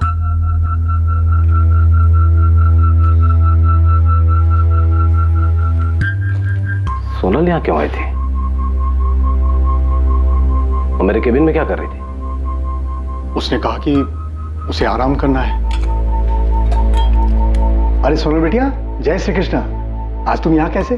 जय श्री कृष्ण काका, वो मेरी ना क्लास है एक्चुअली 2:30 बजे, तो 1 घंटा है मेरे पास, सोचा ऑफिस आकर पापा के कैबिन में आराम कर लूँ। लेकिन सेठ तो आज ऑफिस में नहीं है, साइट पर गए हैं। ओ ठीक है, तो आप कैबिन खुलवा दीजिए, मैं थोड़ी देर आराम करके चली जाऊँगी। ठीक है।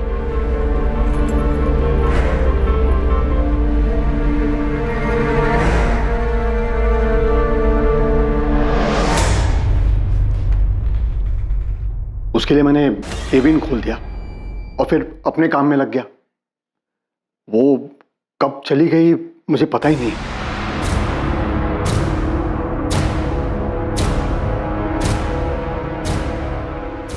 आप जे नंबरનો સંપર્ક કરવા માંગો છો એ ઉપલબ્ધ નથી। सोनल का फोन बंद आ रहा है। देखा भाई, सोनल मुझसे बिना पूछे 10 लाख रुपए लेकर जाएगी। सेठ, मुझे सचमुच नहीं पता क्या हुआ था। सेठ, मैंने तो सोनल को जाते वक्त भी नहीं देखा। सेठ जी बहुत परेशान थे, तभी के तभी ऑफिस से निकल गए। सोनल उसी दिन गायब हुई थी क्या? हाँ, हमें अगले दिन पता चला कि सोनल भाग गई है। सच में भाग गई है?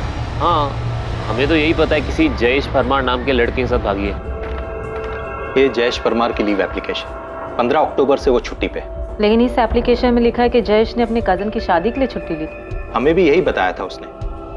Jayesh Parmar 3rd year commerce और Sonal Patel 2nd year commerce की स्टूडेंट है। अभी जब आपने बताया तो हमें पता चला कि वो दोनों भाग गए हैं। सोनल पटेल के क्लासमेट नताशा और शिल्पा ने भी हमें कुछ नहीं बताया। सर, मुझे जयेश परमार के मोरबी वाले घर का एड्रेस मिल सकता है? अब ये मामला थोड़ा सीरियस लग रहा है। सीरियस तो है सर। सर, स्कूटर की चोरी की कार्रवाई तो चल ही रही है, लेकिन मुझे लगता है हमें सोनल और जयेश के गायब होने की जांच भी करनी चाहिए। साहब, ये मामला बहुत अजीब है। वो तो लड़की गायब है, लेकिन उसकी फैमिली में से किसी ने भी मिसिंग कंप्लेन नहीं की, और लड़के की फैमिली में क्या हो रहा है ये भी किसी को नहीं मालूम। हाँ बारूद, कॉलेज से कुछ पता चला? सर, जयेश ने 15 अक्टूबर से 15 दिन की छुट्टी की एप्लीकेशन दी थी अपने किसी कजन की शादी में जाने के लिए, लेकिन सर उसका ऐसा कोई कजन है ही नहीं, और जयेश के माँ बाप को तो ये आइडिया भी नहीं है कि उनका बेटा जयेश हॉस्टल में नहीं है। मतलब कॉलेज वालों को ये लगता है कि वो छुट्टी पे घर गया है, और घर वालों को लगता है कि वो हॉस्टल में है। जी सर। सर, मैं जयेश के माँ बाप से मिलने मोरबी जा रही हूँ। सर, पक्का यहाँ कुछ तो बहुत बड़ी गड़बड़ है।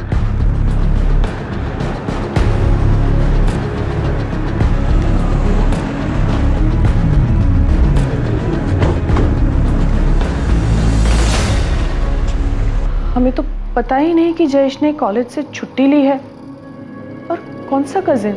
वो 17 अक्टूबर से गायब है, और आज 30 तारीख है। आपने एक बार भी अपने बेटे को फोन नहीं किया? नहीं, क्योंकि हमेशा वही फोन करता है, और इस बार जब उसने फोन नहीं किया तो हमें लगा कि वो शायद पढ़ाई में बिजी होगा। मेरा बेटा जयेश हॉस्टल में नहीं है तो कहाँ है? उसका तो फोन भी बंद आ रहा है। इतने दिन में आपने अपने बेटे को एक बार भी फोन नहीं किया। आज जब हमने आकर आपसे पूछा तो आपको पता लगा। हमें राजकोट में एक स्कूटर मिला है जो सोनल पटेल के नाम पे है। जब हम उसके घर गए तो हमें पता लगा कि सोनल पटेल घर से भागी है, और वो आपके बेटे जयेश के साथ भागी है। जयेश ऐसे कैसे कर सकता है? उसे मैंने बहुत समझाया था जब सोनल के बारे में उसने मुझे बताया था। तू कॉलेज से छुट्टी लेकर ये बताने आया है कि तुझे शादी करनी है किसी सोनल पटेल से। सोनल पटेल?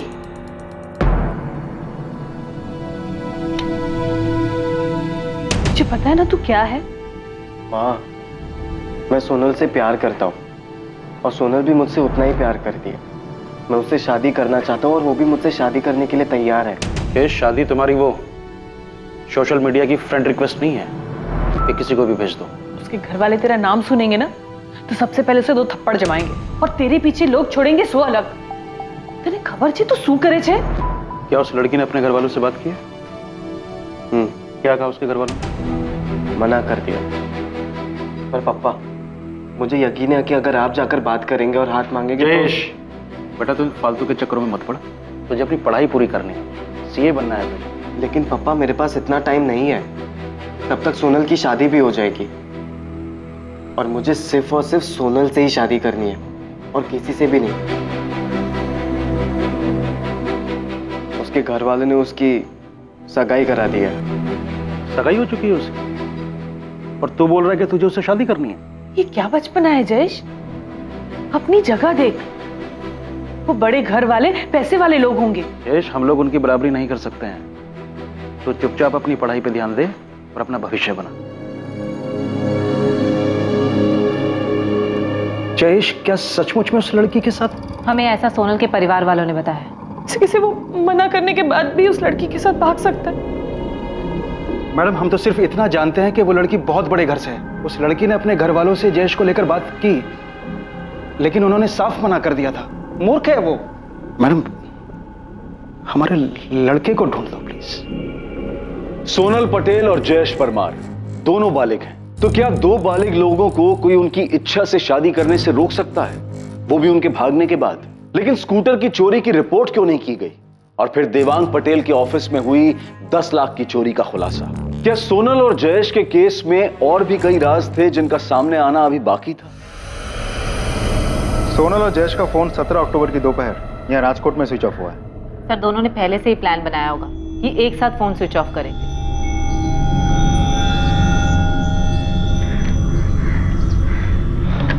सोनल, हमें फ़ोन भी फेंकना होगा। मैंने देखा है पुलिस फ़ोन के IMEI नंबर से लोकेशन ट्रेस कर लेती है। ठीक है, तो फिर हम फ़ोन यहाँ नहीं कहीं और फेंकते हैं। Parul, yes sir. You are right. Sonal और जयेश दोनों का फ़ोन एक साथ एक ही लोकेशन पे स्विच ऑफ हुआ है। और सर दोनों भागकर दिल्ली तो बिल्कुल नहीं गए। मैं दिल्ली में हूँ और बहुत खुश हूँ। सर देवांग पटेल के फ़ोन रिकॉर्ड में 18 अक्टूबर की शाम को जो कॉल आया था वो कॉल सोनल ने दिल्ली से नहीं बल्कि सूरत के एक PCO से किया था।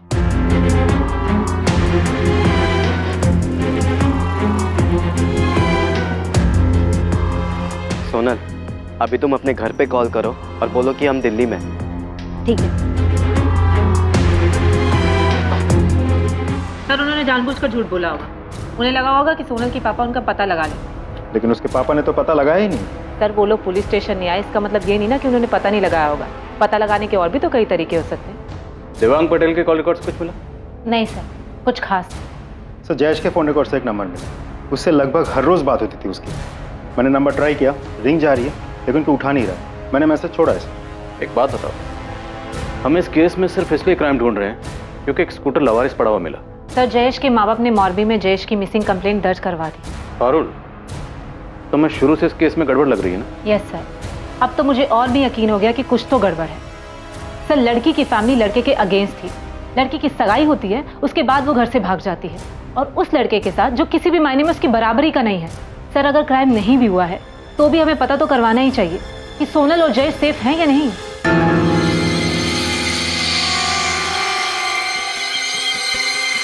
लड़के के माँ बाप ने मॉर्बी में पुलिस कंप्लेंट की है।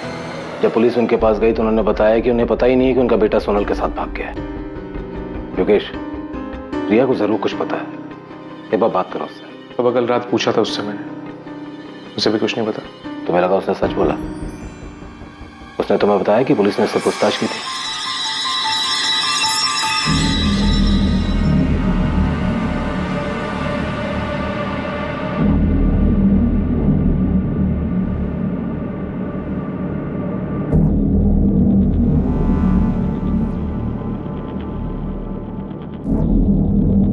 આપ જે નંબરનો સંપર્ક કરવા માંગો છો એ ઉપલબ્ધ નથી।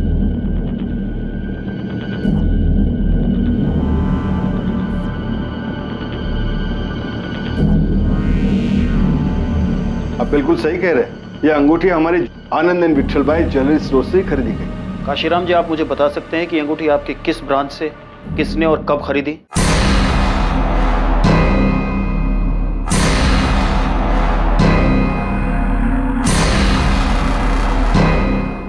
ये आप हमसे किस तरह के उल्टे सीधे सवाल पूछ रहे हैं? हमने जयेश के साथ शादी करने से मना किया तो बिना बताए घर से भाग गई। सोनल 20 साल की बालिग है, हम क्या करते? ये लाइन बोलकर लोग अक्सर पुलिस पे इल्जाम लगाते हैं कि पुलिस कह रही है कि लड़की बालिग है इसलिए हमने कार्रवाई नहीं की, लेकिन यहाँ तो मामला उल्टा। आप खुद ही कह रहे हैं कि आपकी बेटी बालिग है इसलिए आपने कुछ नहीं किया। मैंने बताया ना आपको कि सोनल ने हमें फोन करके कहा कि हमारी जिंदगी में दखल ना दे। सर वो बोल रही है कि वो दिल्ली में, आप लोग बोल रहे हैं कि कॉल रिकॉर्ड से पता चला कि उसने फोन सूरत से किया। हम लोग नॉर्मल लोग हैं सर, हमें कैसे पता चलेगा वो सच बोल रही है झूठ? आप लोग कभी इसकी फिक्र नहीं होती? आपकी बहन, आपकी बेटी कहाँ है, कैसी है? ठीक ही होगी, 10 लाख लेकर भागी है।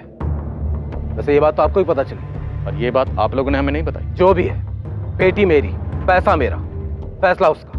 वो फैसला जिसमें मेरा कोई योगदान नहीं, ना अच्छा ना बुरा। ऐसा मैं समझ सकता हूँ क्या पूछना क्या चाहते हैं। अगर आप उसे ढूंढ लाते हैं ना तो ले आइए, मुझे कोई दिक्कत नहीं।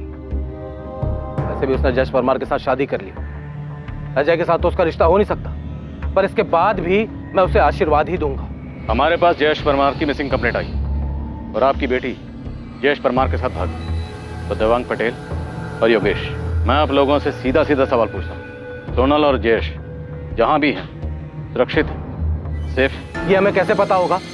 मैंने बताया ना कि सोनल ने फोन करके कहा कि वो जयेश परमार के साथ शादी कर रही है, हम उसकी जिंदगी में दखल ना दे, बस।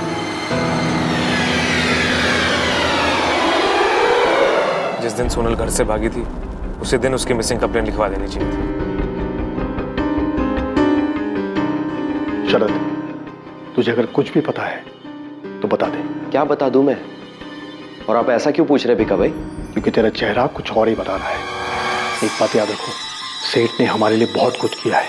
तो आप कहना क्या चाहते हैं? यही कि मैं देख रहा हूँ कुछ दिनों से तू बड़ा परेशान सा है कि 10 लाख की चोरी की बात पुलिस को किसने बताई? जिसने भी बताया हो, मैंने नहीं बताया। मैंने भी नहीं बताया बीका भाई। तुम दोनों ने नहीं बताया, और मैं तब तक नहीं बताऊंगा जब तक सेठ नहीं कहते। तो फिर ये बात उन्हें पता कैसे चली? किसने बताया?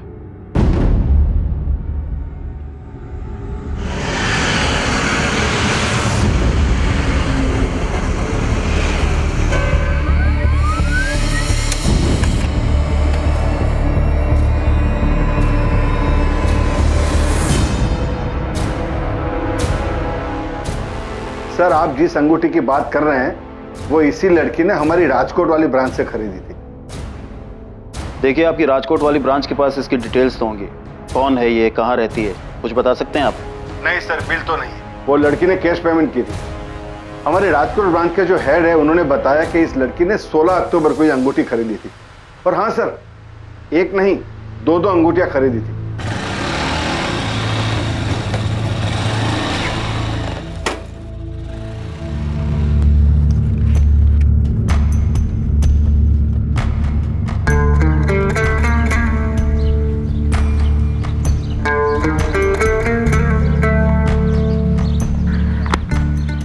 ये देखो, ये रिंग मैं तुम्हें पहनाऊंगी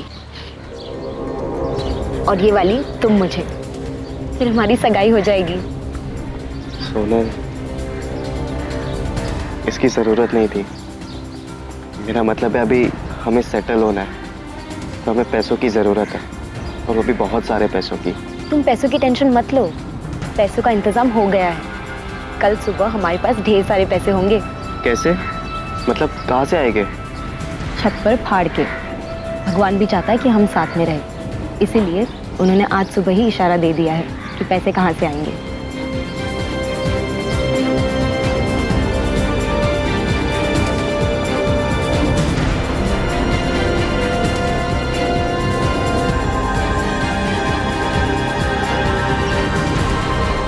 रवि, इस लड़की ने ये अंगूठी राजकोट से खरीदी थी।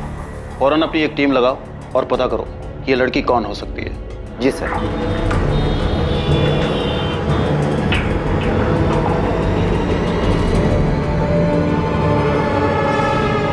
हेलो दोस्त, मैं तुझे कब से फोन कर रहा हूँ, मैसेज भी छोड़ा था, तूने कॉल बैक भी नहीं किया मुझे।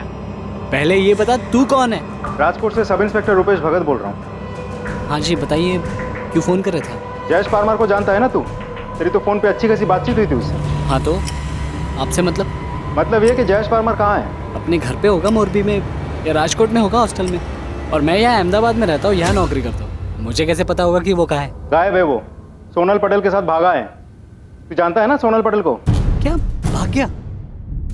नहीं, मुझे नहीं पता कि सोनल कौन है। जयेश मेरे बचपन का दोस्त है, एक ही मोहल्ले में रहते हैं हम लोग, मोरबी में एक ही साथ स्कूल पढ़े, लेकिन उसने मुझे कभी इस बारे में कुछ नहीं बताया। मुझे तो अंकल आंटी की फिक्र हो रही है, मैं अभी उनसे बात करता हूँ। तेरी इतनी हिम्मत कि हमसे आकर पूछेगा कि तेरे बेटा कहाँ है? हाँ बिल्कुल पूछेंगे, वो आपकी बेटी है जिसके साथ जयेश भागा है। छोड़ेंगे नहीं हम आपको। अरे केस तो हमें करना चाहिए तुम्हारे खिलाफ, क्योंकि तुम्हारे बेटे ने हमारी सोनल को बहकाया है, फंसा अपने जाल में। अरे तो किया क्यों नहीं केस? अरे आप लोगों ने तो जानबूझ के रिपोर्ट तक नहीं दर्ज करवाई। बड़े होंगे आप अपने घर में, हमें हमारा बेटा वापस चाहिए।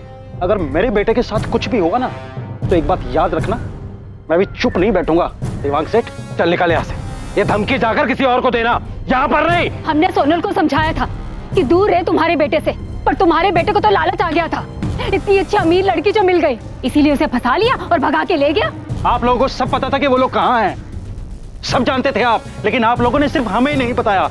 अगर हम चुप है तो इसका मतलब ये नहीं कि कोई भी आएगा और मुंह उठाकर हमसे सवाल करेगा। एक बार सोनल और तुम्हारे बेटे को मिलने दो, फिर देखना क्या करते हैं उनके साथ हम। अगर मेरा बेटा नहीं मिला या उसे कुछ भी हुआ तो छोड़ूंगा नहीं तुम दोनों को, जीना मुश्किल कर दूंगा। चल निकाल अब यहाँ से, निकाल।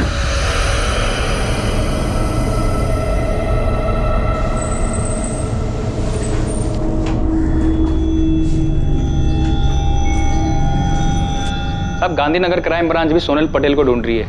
ये फोटो भेजा उन्होंने। क्यों? वो क्यों ढूंढ रहे? मैडम, 2 दिन पहले 3 नवंबर को गांधीनगर के पास जो मैसाना रोड पे जंगल है, वहां 2 डेड बॉडी मिली।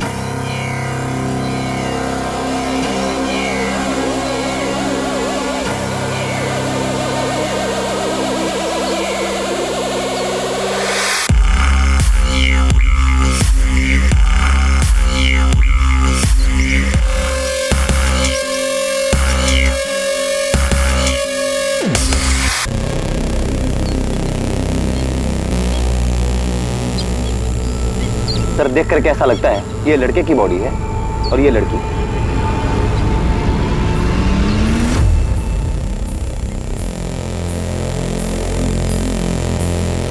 बोला तुम्हारे पास दोनों बॉडीज हैं? हाँ रघुवंशी, दोनों बॉडीज हैं। हम तो कल इनका अंतिम संस्कार करने वाले थे। वो तो लड़की की पहचान हो गई इसलिए रुक गए। लड़की का तो पता चल गया है कि वो सोनल पटेल है, मगर लड़के का अभी कुछ अता पता नहीं। लड़का जयेश परमार होगा। 17 अक्टूबर को दोनों राजकोट से अपने अपने घर से भागे थे। हम पता करने की कोशिश कर रहे थे कि ये दोनों सेफ हैं या नहीं। ट्रैफिक पुलिस ने चोरी का एक स्कूटर पकड़ा था, उसी से केस सामने आया। रघुवंशी, हमें दोनों बॉडीज की पहचान करनी चाहिए, लेकिन दोनों बॉडी बुरी तरह जल चुकी है, इसलिए डीएनए टेस्ट से कंफर्म करना होगा। फिर भी मुझे लगता है कि दोनों की फैमिलीज को बुला के बॉडीज आइडेंटिफाई करवानी चाहिए।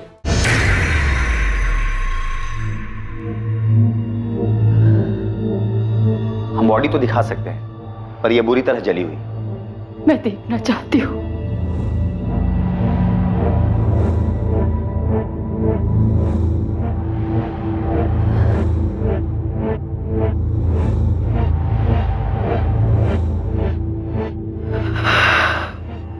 इसकी उंगली से हमें अंगूठी मिली थी, यह भी बुरी तरह जल चुकी थी, और फिर भी इसके जरिए हम ज्वेलर और ज्वेलर से आपकी बेटी सोनल पटेल तक पहुंच पाए।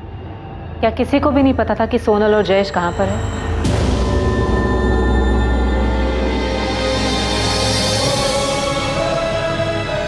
बॉडी पूरी तरह से जली हुई है। हमारा जयेश नहीं, ये मेरा बेटा नहीं है। नहीं। इसे देखकर आप कैसे कह सकते हैं कि ये मेरा बेटा जयेश है? देखिए, पक्के तौर पे तो नहीं बता सकते, लेकिन इनकी बॉडी हमें सोनल पटेल की बॉडी के साथ मिली थी, इसीलिए हमें ऐसा लगता है कि शायद ये जयेश है। नहीं, ये जयेश नहीं है। ये नहीं है, मेरा बेटा नहीं। अगर ये जयेश है भी, तो भी इसका ये हल किसने किया? किसने मारा इसे?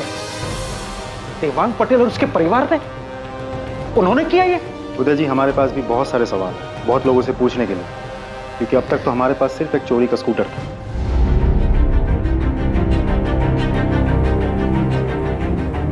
17 अक्टूबर को सोनल पटेल और जयेश परमार अपनी एक अलग दुनिया बसाने का सपना लेकर राजकोट से निकलते हैं, पर 3 नवंबर को घर से भागने के लगभग 2 हफ्ते बाद गांधीनगर के पास सोनल पटेल और जयेश परमार की जली हुई लाशें मिलती हैं। उस वक्त दिवाली का त्योहार था और हर तरफ जश्न का माहौल था, और 2 परिवार अपने बच्चों की भयानक मौत के शोक में डूबे हुए थे।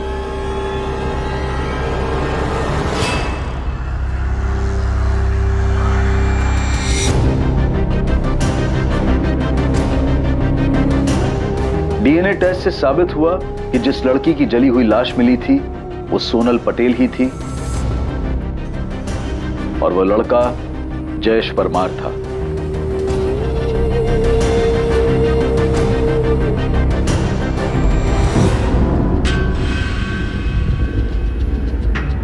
ये दोनों बॉडीज की पोस्टमार्टम रिपोर्ट है, प्लीज। दोनों को गला घोट के मारा गया, उसके बाद लाशों को जला दिया गया। सर, दोनों की बॉडी पर कुछ नहीं मिला सिवाय सोनल की अंगूठी के? नहीं, कुछ नहीं मिला, पर फाइनली इस अंगूठी ने हमें सोनल तक पहुंचा दिया। कातिल ने जानबूझ के दोनों की बॉडीज पर कुछ नहीं छोड़ा होगा। ये अंगूठी भी गलती से उससे छूट गई होगी।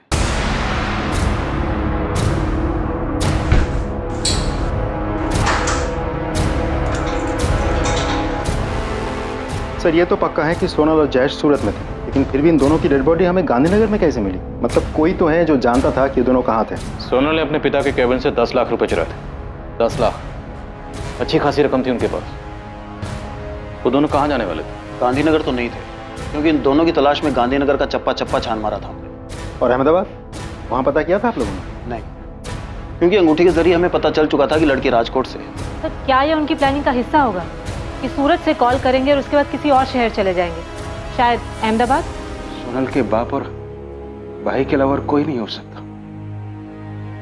उन्होंने ही मारा है मेरे बेटे को। काका, जयेश ने आपको कुछ बताया था कि वो और सोनल कहाँ जा रहे हैं, कहाँ छुपे हैं? बेटा, अगर हमें पता होता कि वो भागने की सोच रहा है तो क्या मुझे रोकते नहीं? पता नहीं जयेश ने ऐसा क्यों किया। मैंने उसे समझाया था कि वो बड़े लोग हैं, बड़े घर वाले हैं, और जब वो मना कर चुके थे तो पता नहीं फिर भी उसने ऐसा क्यों किया।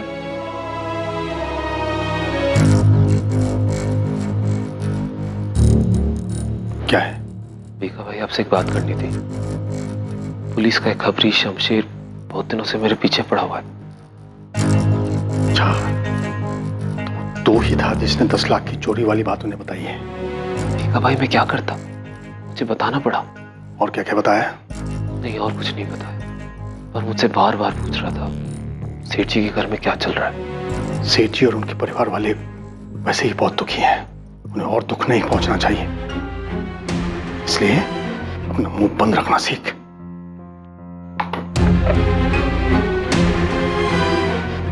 पापा, पापा, शरद का फोन स्विच ऑफ आ रहा है। मैंने इससे कहा था कि क्रियाक्रम के बाद में, पर वो गायब है। कहीं कुछ गड़बड़ ना कर दे। मैं आपको अपना नाम नहीं बता सकती, लेकिन मैं सोनल और जयेश के बारे में कुछ जरूर बता सकती हूँ। क्यों? तुम नताशा पुरोहित हो या शिल्पा अजमेरा? क्यों अपनी पहचान छुपाने की कोशिश कर रही हो? देखिए, मैंने आपको शुरू में ही बता दिया था कि मैं आपको अपना नाम नहीं बता सकती। मैं सोनल और जयेश के बारे में कुछ बताना चाहती हूँ। ठीक है, बताओ क्या बताना चाहती हो? मैं सोनल और जयेश के बारे में कुछ बताना चाहती हूँ। ठीक है, बताओ क्या बताना चाहती हो? एक आदमी है जो कि घर से भागे लड़के लड़कियों की मदद करता है, उनको रहने के लिए जगह देता है और उनकी फैमिलीज और किसी भी तरह के खतरे से उनको बचाता है। सोनल और जयेश उसी आदमी के पास गए थे। हाय सर, मैं जयेश परमार। मैं सोनल पटेल। जयेश, सोनल, अब तुम दोनों को डरने की कोई जरूरत नहीं। यहाँ पर तुम पूरी तरह से सेफ हो। मैं तुम दोनों को विश्वास दिलाता हूँ कि यहाँ तुम्हें किसी बात का कोई खतरा नहीं। पहेलियों में बातें मत करो, साफ साफ बोलो कि क्या बोलना है। मेरे लिए तुम्हारे बारे में इंफॉर्मेशन निकालना कोई मुश्किल काम नहीं है, और अगर मुझे ऐसा करना पड़ा तो तुम जरूर मुश्किल में आ जाओगी। मैं आपकी मदद कर रही हूँ और आप मुझे ही धमकी दे रही हैं। अगर मैंने सोनल और जयेश की फोटो अखबार में ना देखी होती तो मैं आपको कभी फोन नहीं करती। जिस आदमी ने उनको सहारा दिया, उनकी मदद की, उसका नाम है शेखर भाटिया। और जिस घर में वो भागे हुए कपल्स को रखता था, वो घर अहमदाबाद में है। उसने सोनल और जयेश को भी वहीं पे रखा था।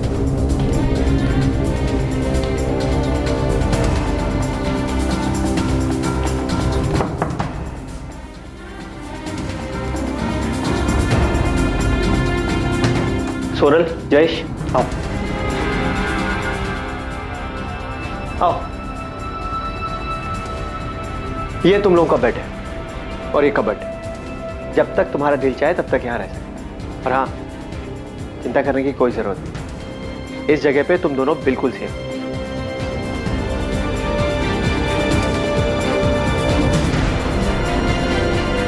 सोनल और जयेश को किसने मारा? पता नहीं।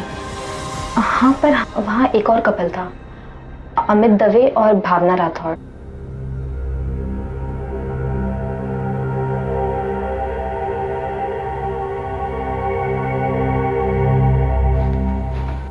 भावना, मैं नीचे होकर आता हूँ। ठीक है।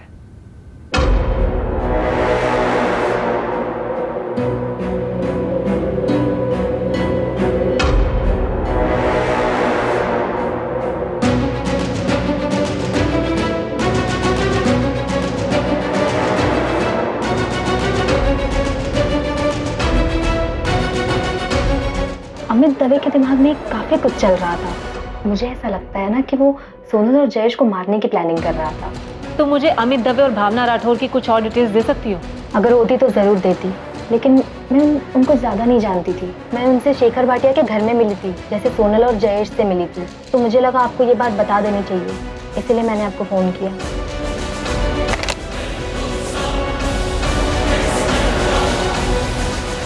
घर से भागा हुआ एक और जोड़ा अमित और भावना जयेश और सोनल का मर्डर करेंगे।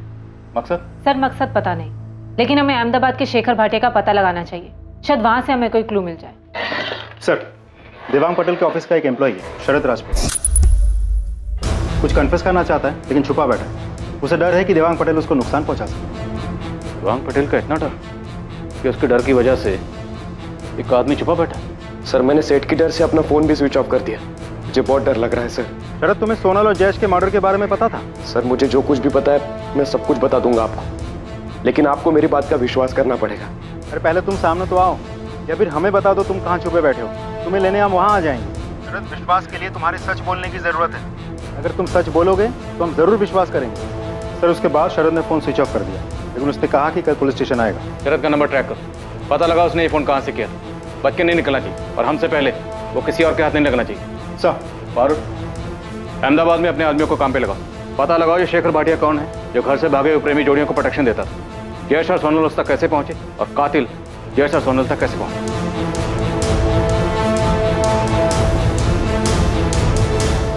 पर नताशा, तूने मुझे ये सब बात पहले क्यों नहीं बताई? मुझे थोड़ी पता था उनका इस तरह से मर्डर हो जाएगा। नहीं पता था यार मुझे। एक प्रेम कहानी जिसने एक दुखद और विकृत मोड़ लिया। प्रेम कहानी जिसका अंत हुआ प्रेमी और प्रेमिका की मौत पर। उन्हें किसने मारा और क्यों? पुलिस के लिए सच और मुजरिम दोनों की खोज बहुत मुश्किल साबित होने वाली थी, क्योंकि इस प्रेम कहानी के साथ कई और कहानियां और पात्र जुड़े हुए थे। पुलिस ने ये गुत्थी कैसे सुलझाई, मुजरिम तक कैसे पहुंची, ये सब हम देखेंगे कल रात 11 बजे इस केस के दूसरे और आखिरी भाग में। जय हिंद।